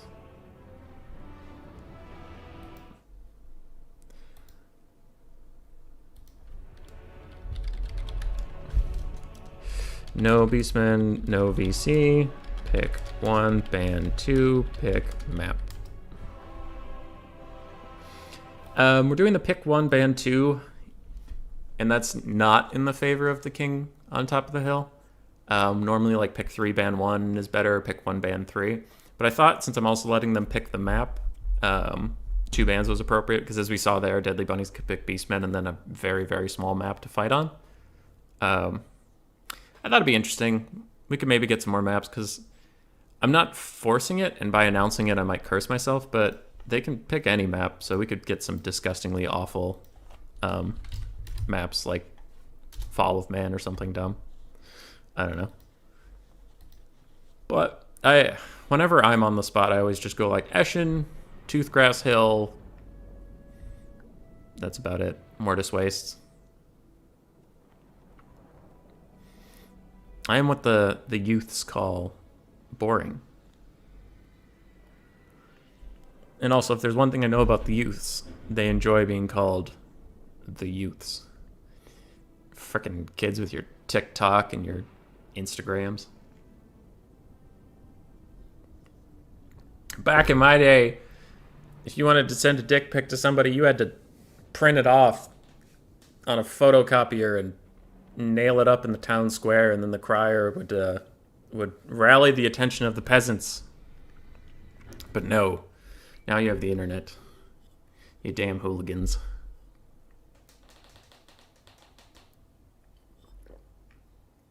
Yeah, I keep telling myself I was going to stop swearing, but That didn't happen.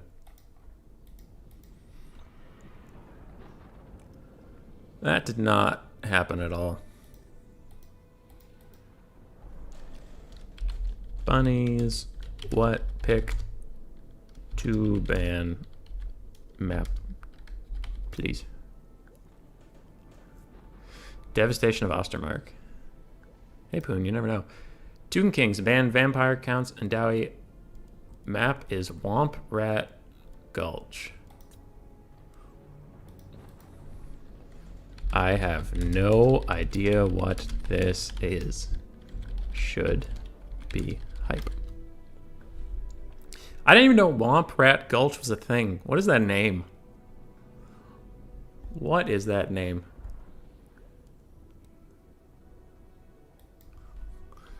Let's go. All right, so we're about to learn something today. And now we got to see what Tien will play. Tien is quite a good vampire counts player, but Bunnies has banned that. And most of what I know about Tien's playstyle is that Dragon Breath attacks are strong. So I'm guessing we'll see some sort of dragon. And we might get High Elves again. Maybe. Maybe. Oh, Empire is actually really good against Tomb Kings. Chaos is mildly unplayable because it doesn't have any stealth units. Greenskins are... Actually, Greenskins aren't super OP against Tomb Kings. I know some Tomb Kings player that try to do it as a counter pick to Greenskins. Who is AIMA? It's a clan of some kind. I don't know what it stands for. Yes, it's Tien. I believe Tien's name are characters not supported in the English version of the game.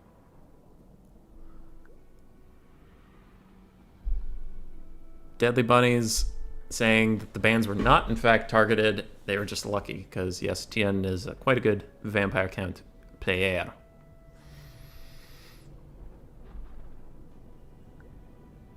All I know is that VC are horrible, nearly unwinnable as Tomb Kings.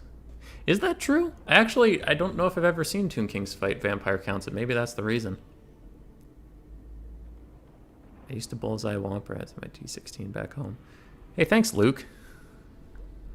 Thanks, Luke Skywalker, with your Star Wars reference.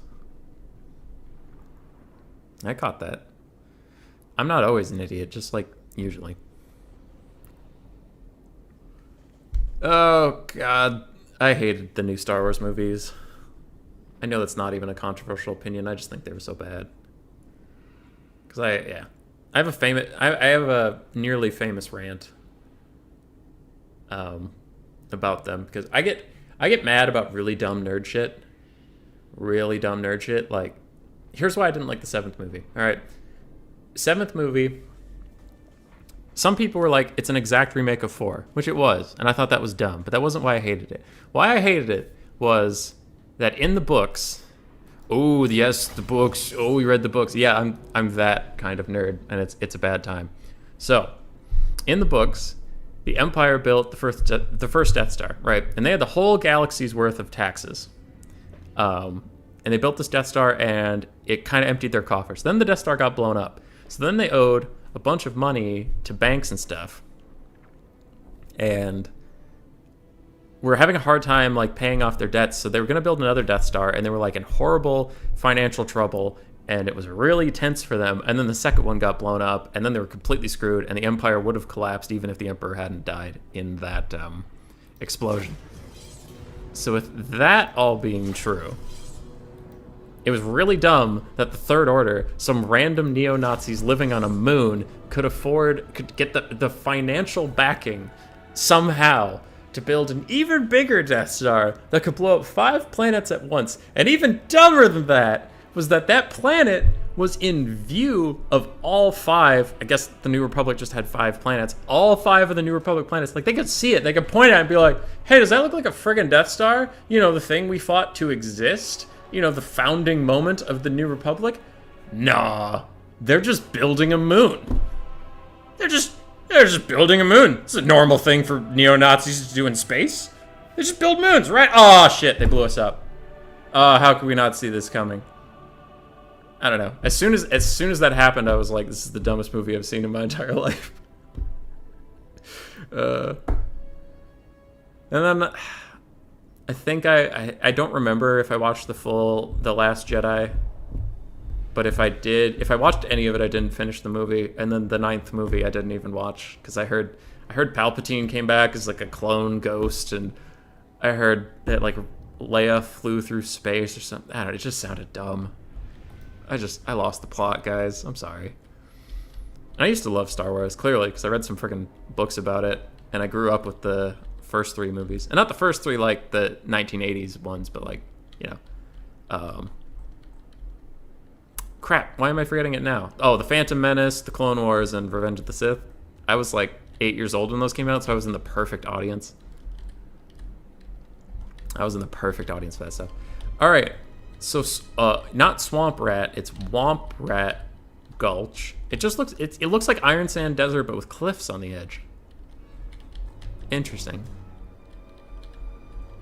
Okay, I mean this map isn't terrible.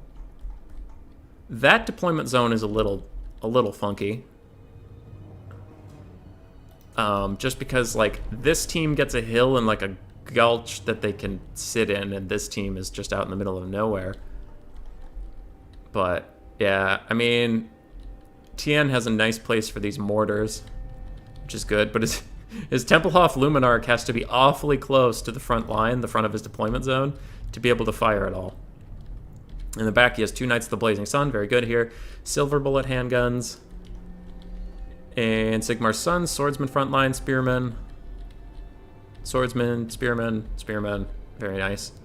A Bright Wizard with Burning Head and Fireball. And Marcus Wolfheart for a net. I was going to say, if there's no net, I would be disappointed. Oh, these are cannons. Okay, these aren't mortars, so that's unfortunate. Because if Tien had known this map had this big-ass hill here, he could have put mortars in the back line. That would have been nice. Bunnies is playing. Yeah, Tomb King's lame. Aw, neckbet. Aw. Bunnies is ready. As for the Tomb Kings, we have 3 chariots. We have Cetra on top of his kitty, Tomb Scorpion. Do we have a healer? Wow, no healer for a Tomb Scorpion. Interesting. 2 Nahakara horsemen, 3 and 4. No skeleton horsemen here. Some basic spearmen. Are those Tomb Guard? No, skeleton warriors. Skeleton warriors. Yeah, okay. Skeleton warrior, basic front line. Otherwise, it's a chariot rush build with some cav and the Eyes of the Desert Sporkle Stalkers. Alrighty. Now, who's gonna win? It's hard to say. It's hard to say because a rush is definitely good. You can't outshoot this Empire build as Tomb King, so it's good he didn't go for a shooting build.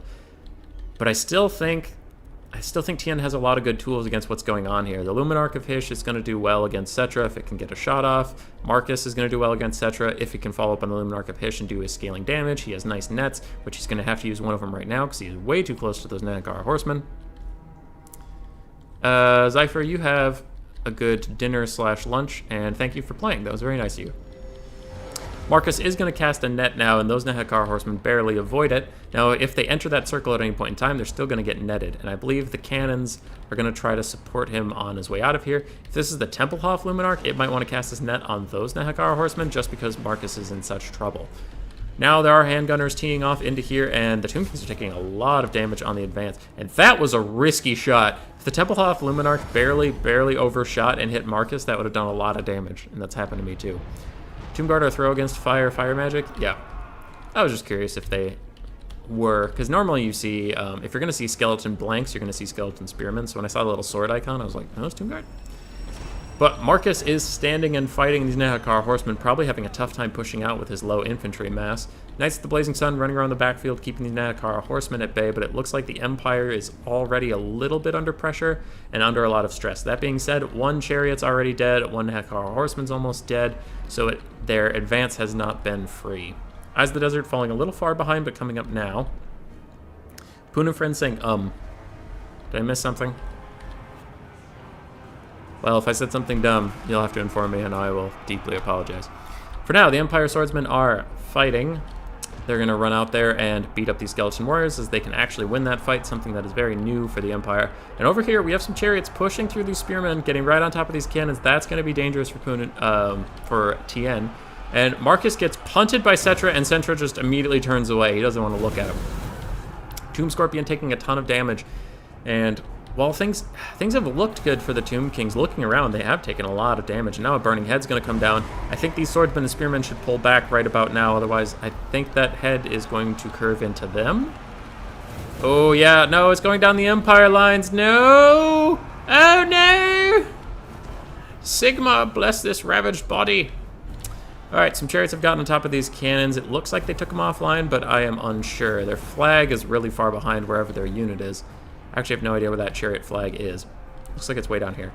Cetra and the Tomb Scorpion are teaming up on Marcus and getting some good damage on him finally. It's been a little bit, but the Eyes of the Desert are in, and I think they'll be able to get on top of the Silver Bullets. And I think the Empire might be in a bit of trouble, as now their fire power is all compromised. And the Luminarch of Hysh missing. Name a more iconic combo than the Luminarch of Hysh and failing you. Quite unfortunate. This Bright Wizard's barely staying alive in the middle of those chariots, but it looks like those chariots have better things to do. Now, it looks like Tien has secured his right flank against the infantry rush, but unfortunately for him, the center has gotten a little bit hog wild, and the left is so far holding, but soon to collapse if those Knights of the Blazing Sun break. We will see. It looks like 2 cannons are offline. One is still firing. Oh, that one's still technically firing for now, but we will see. And there's an Ushabti summon coming down right on top of the Tempelhof Luminarch, and it is trying to move out of the way, but it's sitting. I was commenting on his aggressive stance with Marcus and Luminarch. Yes, indeed. So the Empire had a great start, as you would expect with all this artillery and all this shooting, but once the thick of it came in, a lot of their funds needed to be protected rather than do the protecting. So it's been a little tough. Tien now is playing well, considering the tough matchup he's in at the moment, but it is looking like it will be too little too late. A nice cannonball shot on Cetra just to send a message, but I don't think that's going to be enough to stop him from pushing Marcus Wolfhard around the map. Now, I think Tien's build would have been very good if it was an artillery duel, but I think Deadly Bunnies read the situation quite well and brought a good rush build that unfortunately the Empire could not stand against.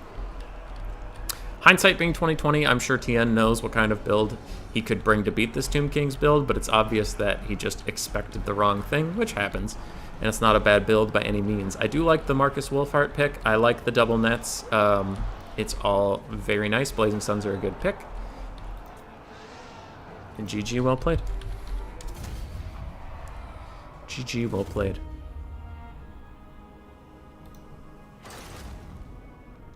Maybe the one comment I could make about in the game would be Wolfhard got a little aggressive with his positioning.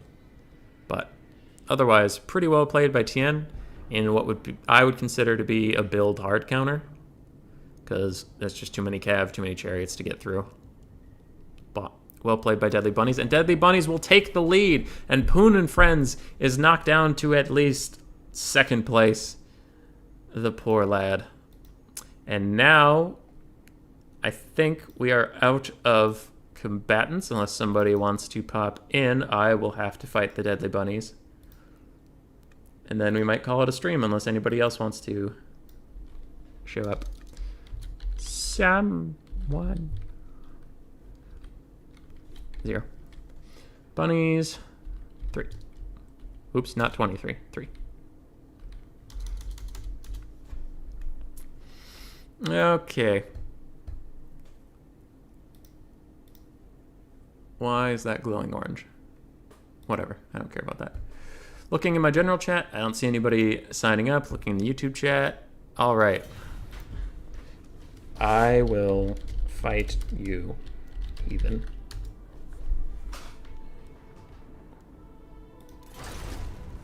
So we're gonna go fight Deadly Bunnies. Multiplayer. Refresh list. Shadows King of the Hill. 1, 2, 3. Boop. I'll fight bunnies. Then we'll probably close the stream out unless a challenger appears from the darkness. Ugh. You know the ropes. Pick band 2. Pick map. Lovely. And I think if I beat Deadly Bunnies, I'll see if anybody wants to fight me. Otherwise, we will just let Deadly Bunnies win the stream. And we will add his name to the list of winners, of mighty champions. But Logic's stream should be in about an hour, so we do want to be done before that. And if anybody out there is looking for more Total War content, in about an hour, Logic_EU is going to be hosting a 2v2. I think it was something about Poland. I will check on his Discord very quickly. Tien saying, can you challenge him for a rematch? We'll see. At least let me play one here so we get a little different flavor. And I'm just checking Logic's Discord for what he's hosting today. Where was it? Logic, I am casting the Polish 2v2 semifinals and finals, which should take about 2.5 to 3 hours. Yeah, so he'll be starting that in about an hour. Be sure to check that out. And now we wait on the bunnies. Oh, a human has arrived. It's me. It is me. I'm on the stream. Throw a blocker up in case he wants to cheat, because he needs to cheat to beat me. Deadly Bunnies, famously terrible player. Ugh. And I am infamously perfect, so clearly the only way he could beat me is if he did a big cheat.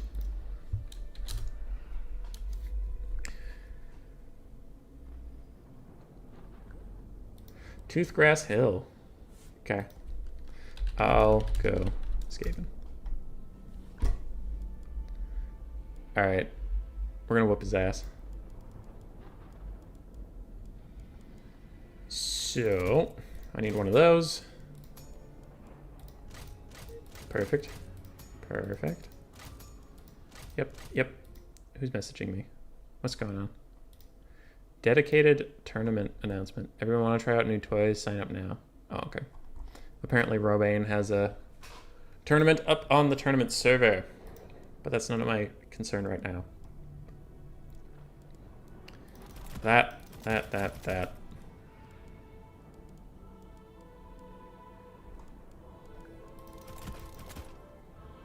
What do you want? I'll go Skaven, cool. Okay. 2, 1, 2. Get some of you. That leaves me with some money.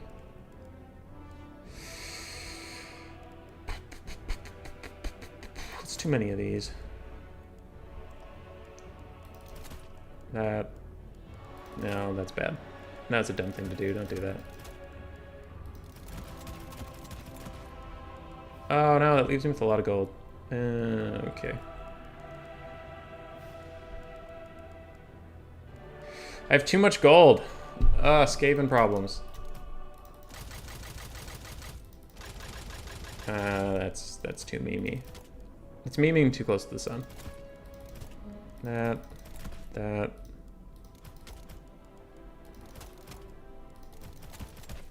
Damn it. Whatever. Just get you. And we're good to go.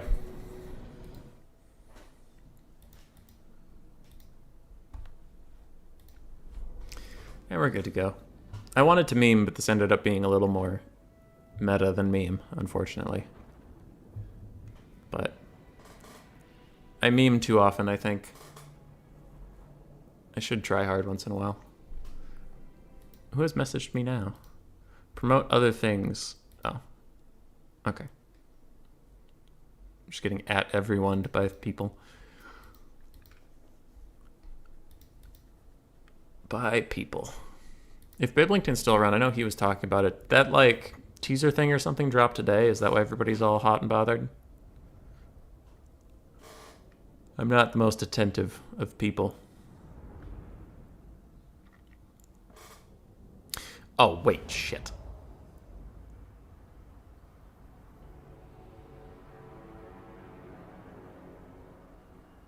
I don't have an invisible unit. I mean, I kind of do with concealment bombs, but I did a whoops. I don't have invis.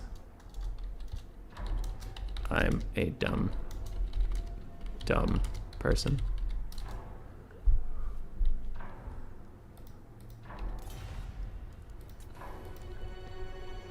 I can fix.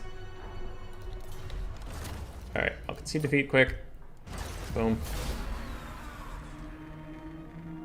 And I will super easily fix this by upgrading them to that and downgrading those. Boom.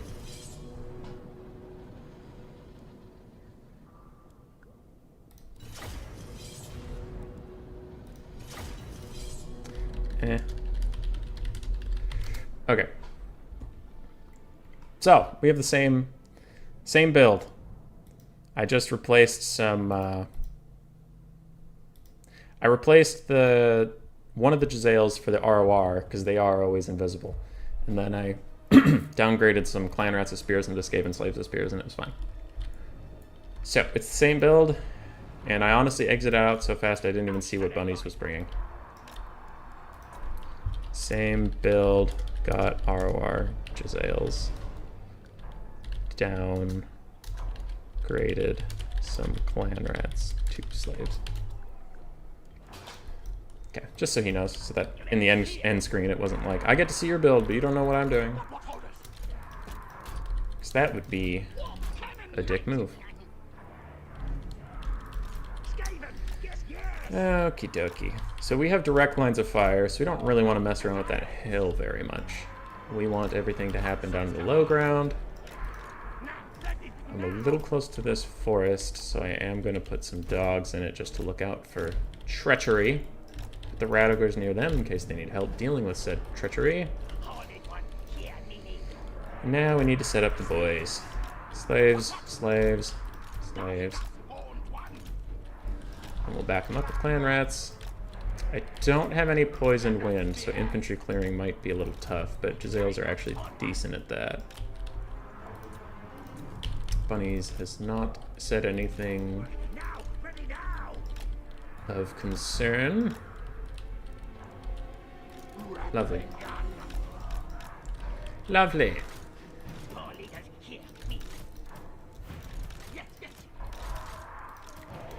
There you, there you. Front line, backup line. Good to know, ready, have fun. You too, GLHF. Okie dokie. So, pop concealment bombs while I figure out what's going on. You can shoot at whatever you want. We have a Sorceress of Dark, Malice, Meme Blade, Sisters of Singing Doom, Cold One Knights, and some Dread Spears, some more Cold One Knights. Where's the Eshin Full Kite? Well, if Marathi Double Manticore were a thing, I didn't want to die. Dying is bad. For now, this battle isn't going to be about ammo conservation, so I'm just letting the Jezzails tee off into whatever they want until the real fighting begins. Because some damage is better than no damage. And we'll go around. There's no one flying, so there's no one for me to target with my Howling Warp Gale, unfortunately. You guys move up, because we're not getting flanked. And already, that's going quite poorly for them. So, turn everyone. Leave open a nice space in our formation that the Teeth Breakers can fire through. Pull the Wolf Rats and Rat Ogres a little closer to home. Turn you there. Turn you... Oops, not there. There. Rattling Gunners are obstructed, because of course they are. Shoot that, please. Rat Ogres, get involved. Get involved. Teeth Breakers are fighting. You both got seen. Where are those damn Dread Knights? There they are. Kill them. Get in the forest. Get over there. Get there. You guys stand in reserve. Stand in reserve. Those are breaking, which is very nice. Turn your attention onto the Bleak Swords. Actually, no, you won't be able to see them for very long. Turn and shoot at this. You run this way. Shoot that. Cast this. Cast that. Actually, fuck that. Cast that. Everybody run so you don't get blown up by your own thing. Lovely. Turn. Alright, you try to shoot Malice. If I could aim. There, shoot Malice. Run. Giselles, keep firing as best you can, because you're all gonna die. How are we doing over here? Pretty fine. Rattling guns, if you could fire, that'd be really great.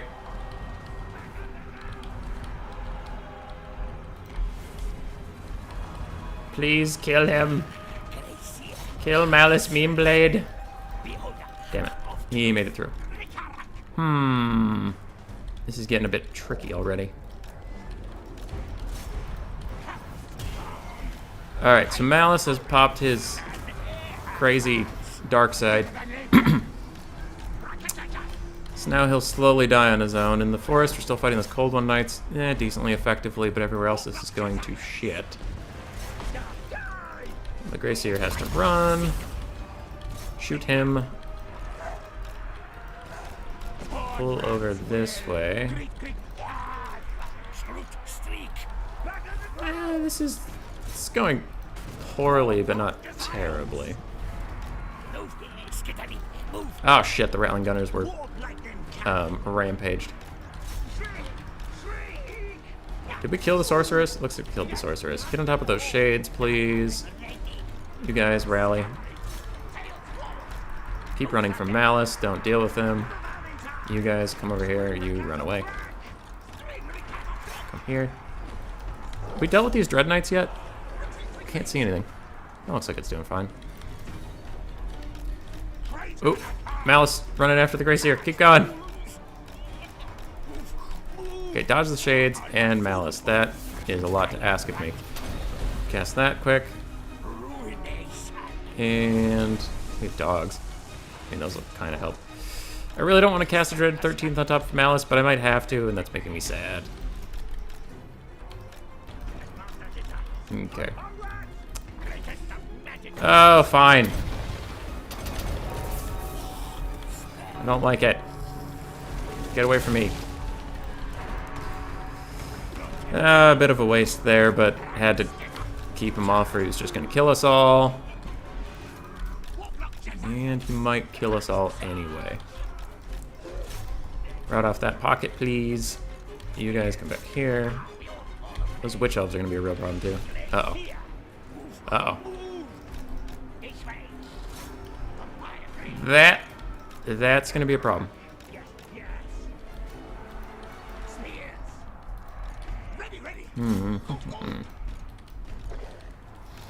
So Malice should slowly die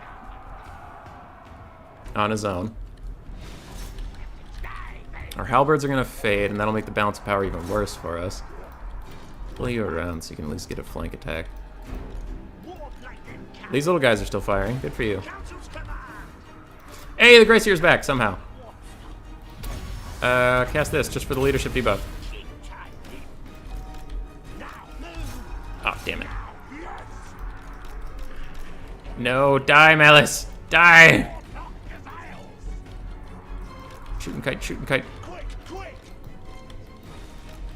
Get back on your cannons!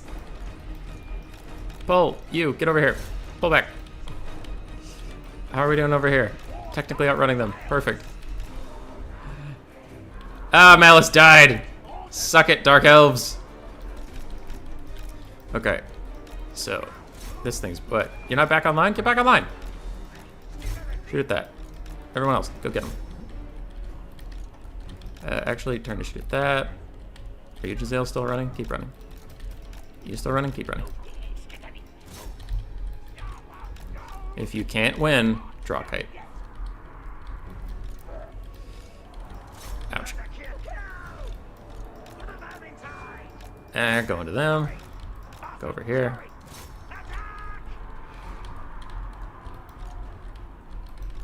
Keep running.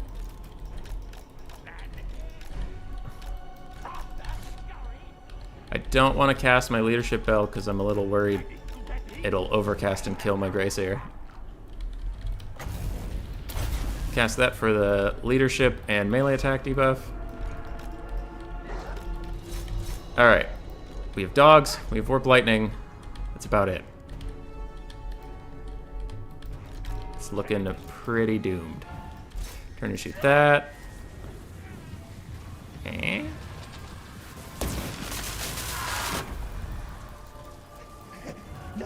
It has a slightly faster fire rate if you do it yourself.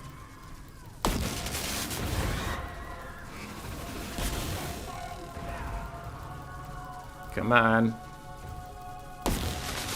Damn it. No, they spread out. Alright, that's doomed. You, come here. Rat Ogres, where did you rally? How's this going? Ew, poorly.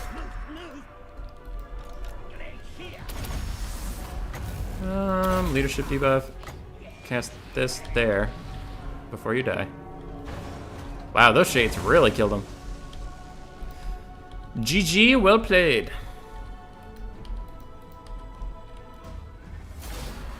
Valiant defeat.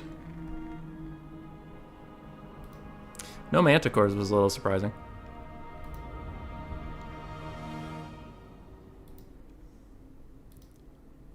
But a good game overall. Shades actually did really good work, especially against the Bellseer. Wow. So Bleak Swords got good value overall.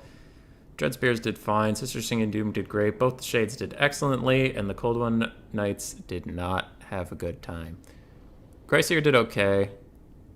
Spears did okay. Giselles did fine, didn't quite pay for themselves. One of the dogs did fine, one didn't, and both Warp Lightning Cannons did their jobs. So, GG. GG. TN, if you still want to challenge for a rematch, you can, but after that, the stream will end. You can rematch if you want. Okay, I will just tell bunnies, and then one more person has a grudgin'. Then we done. Okay?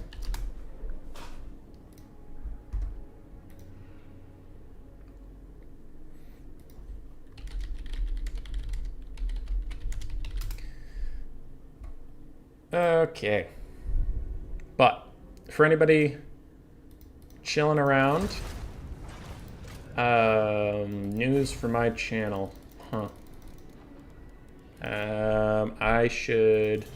I am hosting a challenge tournament tomorrow. It's called More Sleep is Full. There are 3 teams you can pick. Each team has a set list of people. Like, I know one is the Murderous Host, and it's Dark Elves, Norska, and Greenskins. Another one is Undead, where it's like Vampire Counts, Vampirates, and Tomb Kings. That sort of thing. And I have been reminded that I need to change this. And how the tournament works is you pick your sets of 3 factions that are listed, and then for the tournament, you're randomly seeded, and then before each game, both opponents will send me their order. So like, you'll message me and say, I want to go Tomb Kings, Vampire Counts, Vampirates, and the other person does the same with whatever 3 factions they have. And it's just kind of interesting. You won't always get counterpicked. You might get some different matchups you wouldn't see, that kind of thing. And then no one can worry about like, oh, pick band screwed me or anything like that. It's just, well, it was random. And the winner of that, I think, gets 20, 25 bucks, something like that. Vampy, no bands, Vampy Special League. Okay. But, so that's going on Friday. And then also Friday, I will probably be posting my 4th speedrun challenge. And then that can run over the weekend. But I'm leaving for Seattle to visit Miss Rat's sister for a week until like Thursday. So I'll cast those replays at some time, but I know Friday of next week we're going to be hosting the Faction Face-Off 2 Electric Boogaloo. I can probably just pull that up actually. Where is it? Add source, media, Chaos vs. Order 2. Boom. Yeah, so this event's going on next Friday. We have 5 deadly champions playing 5 Lords, and it is High Elves, Wood Elves, and Lizard Men teaming up to stop the Tides of Chaos, because if you saw the first one, you know that the realms of men, Bretonia, and Dwarves failed. So we kept the same 5 evil champions, and we're fighting 5 new good champs to see if they can stop the Tide of Chaos. And if they don't, then I'll be pulling 5 more people from my Discord who want to play the next thing versus them, and the next thing, and the next thing, etc. So that's a ton of fun. Pretty excited about that. I think the first one was the most viewed thing on my channel for quite a while. So that'll be pretty hype. But yeah, as for right now, there's a tournament tomorrow you can sign up for. There's speedrunning. Other than that, unfortunately, you will have to wait until next Friday for the big stream. Unfortunately. But you'll have Logic, you'll have Rubber Duck of War to keep you company. And I'm sure with the DLC coming out in 2 weeks, I'm sure plenty of content creators will try to shake off the rust and get back in the game before it officially launches. I noticed Turin's been a lot more active all of a sudden. Yeah, but there's that. I'm also hoping that with the new DLC, more people will sign up for tournaments and stuff, as I just sit on a player's build and have no blocker. Whoops.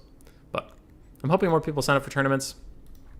I've had a bit of trouble on my channel. Like, people seem to like my content, but then when it's like I host a challenge tournament or something, I normally get 4 or 5 people to sign up. And that's pretty rough to try to run a whole tournament off that many people. And it's just kind of like, it's awkward. You know, it's awkward. Because you don't want to message those people and be like, never mind, we're not doing anything today. But, I don't know. Still got to try, so we'll see. The next one, tomorrow, though, I have 13 people currently signed up. We'll hope all of them check in and make it, but that would be my biggest tournament so far, and that would be exciting. And I'm hoping with the new DLC, some people will also join back in. I'm a little worried that with the new DLC, my type of content will become non-ideal, because I know I'm showing your build. I'm sorry. I'm sorry. What was I saying? Oh yeah, I'm worried my type of content will become not favored because a bunch of really competitive players will come back and be ready to try the new meta and do competitive things. And my channel is usually more about different tournaments and different type of events and different content, because it's like, I made it because I was bored of the content in Total War at the time, and I thought there was a bunch of fun things that could be done that weren't being tried. Like, every tournament was just a standard try to win. But yeah, so I made a channel to make new fun things, and we'll see if people still want to do that if there's a new meta and a new patch. But enough whining and moaning about the future. In the here and now, we have a final game for the stream. Deadly Bunnies is our winner by mathematics, but we can see if Tien can get his revenge just for fun. The Red Duke is in the sky with double White King on the ground. Feasters in the Dusk, Crypt Ghouls to fill the stealth rule. 4 Fellbats in the sky, and interesting that Tien is not bringing a Dragon Breath attack. Very interesting there. We have Graveguard. I'm guessing a lot of Graveguard. Graveguard with great weapons, Graveguard, Sternsman, and more Graveguard. In the front, we have Skeleton Warriors to take some of the abuse of the Vampire Coast, but it looks like this is just a grind them down to the end army. As for the Vampire Coast, for the stealth unit, we have the Night Terrors, the Morgul ROR. We have triple Depth Guard, 2 Gunnery Whites on Crabs, Celestra Deerfound on her Giant Crab, 2 Bombers, and 3 Zombie Pirate Deckhand Mobs, 1 with Polearms. Interesting to see the only caster on the Vampire side to be Celestra. No healing for them. Very unique, but I think Deadly Bunnies might know he has this in the bag, even if he loses this game. So he might be playing a little loose, a little for the crowd, a little crowd pleasing, maybe. To be honest, you have a nice twist in your content, so if you stay at it, there's room in the market. Oh, thanks, Boone. That's nice. Make a try to draw kite tournament. Real Human Being, that sounds like it might be terrible for everybody who plays in it. Just throwing that out there. I don't think anybody enjoys being draw kited. All right, Vampire Coast going to advance. The Vampire Count's also going to advance because clearly they have no range. It's kind of their only option. For now, the Fellbats playing a bit back. I think they were here in case of Flying Gunner Bomb. gunner bats, but there are none.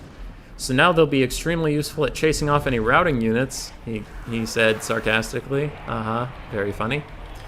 Skeleton Warriors just walking past Celestra as she begs them to pay attention to her, and they are just not. They're just walking right past her. They're going to take a bunch of bombs in the face for their effort, but they're Skeleton Warriors. They live to die. And the Red Duke and double White King will push in. Now, the Red Duke in the sky has taken some damage because I believe the double Gunnery Whites are both sitting there shooting straight at him, so he will have to keep juking or healing to deal with that. For now, the Vampire Coast is dealing quite effectively with the Vampire Count front line, as 2 units of Skeleton Warriors have already started to crumble away and will soon be debilitated. A 3rd unit is actually quick behind them as the Night Terrors get involved and start absolutely rampaging. Now here we have some Fellbats getting on top of Depth Guard, I think just trying to distract them while the Grave Guard get involved, and the Feasters in the Dusk get on top of the rear zombie gunnery mobs. These Fellbats are on top of Bombers, trying to keep them from shooting. That is a nice play. The Red Duke is running in as we have a Fog of the Damned, lowering all the melee attack in this area and just stalling out the frontline engagement. The Red Duke diving down and casting Elseath onto this Gunnery White. It has a melee defense of 6, but I don't know if he has enough armor piercing values to really get through here. He only has 180 armor piercing, and that boy has a lot of armor, so he is getting worked on in return. A nice Scab Scrath coming down from the Gunnery Whites of Deadly Bunnies, just destroying the Feasters in the Dusk, and it's looking like Deadly Bunnies might have this game. We will see. Is that... What's going on there? I don't know what all that is. I don't like it. It looked like Arzbal's Black Horror, but that's only on the Dark Elf Lords, I think.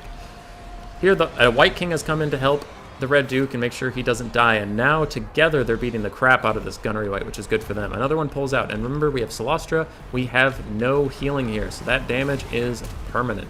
Celestra summoning a Damn Knight's Errant to run after some of these Vampire Count's cavalry, probably try to get them out of here. Never mind, they're going to be blockers for the White King and Red Duke, getting that Gunnery Crab out of there.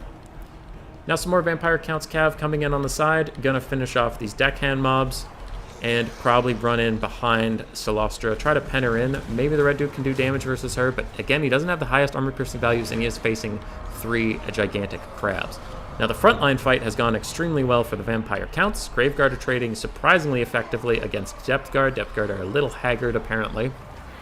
In the back, these Depth Guard are doing okay against the Zombie Summon and Black Knights. Now I believe that's... Is that Fog of the Damned? Another Fog of the Damned. No Siren's Call from this Celestra. The AoE other minus melee attack one from her. As there's a big ominous skull and some black mist coming out of there. I think that's what I saw earlier. Now the Red Duke is retreating a little bit, casting some healing on himself, dropping some zombies as he retreats. White Kings are in here bumping, grinding, fighting. The Feasters in the Dusk are still alive somehow. Their leadership isn't even that bad. It's spiking around 2, so they're not even crumbling right now. Good for them. Graveguard are winning the fight against the Depth Guard at this point. A little sad there. Sternsmen fighting their best against the Night Terrors, and it looks like the Red Duke is going to come over here and try to help against these forces. But considering the bounce power was against them pretty much from the start, the Vampire Counts are scrapping quite well into this fight. These 2 Depth Guard might be a bit of a problem for them. I wonder how many Graveguard are left to help out. Now these Graveguard with great weapons trying to surround Celestra and do their nice armor-piercing damage against her. That is a good play. I see one Gunnery... Not Gunnery White. One White King over here, and it looks like the other one is also here. Its little emblem was just covered up for a moment. The Gunnery Whites are both at about half health, and without healing, that is going to be a little tricky for them, though a nice Scab Scrath comes in, kills off a bunch of Fellbats on the ground. Night Terrors are getting worn down by the Red Duke, but while the Vampire Coast don't have natural healing, they do have 2 Depth Guard and the Night Terrors left that both have regen. So there is regen in this build. Pseudo-healing. Celestra in the fight with the White Kings. What is this vortex coming down? Is this that Kraken's Pull thing? A Kraken's Pull. Very interesting coming down for Deadly Bunny. He's going to do a ton of damage on these clustered up Graveguards, so nice job there, as the Red Duke is going to charge into this Gunnery White and try to get some free damage on it.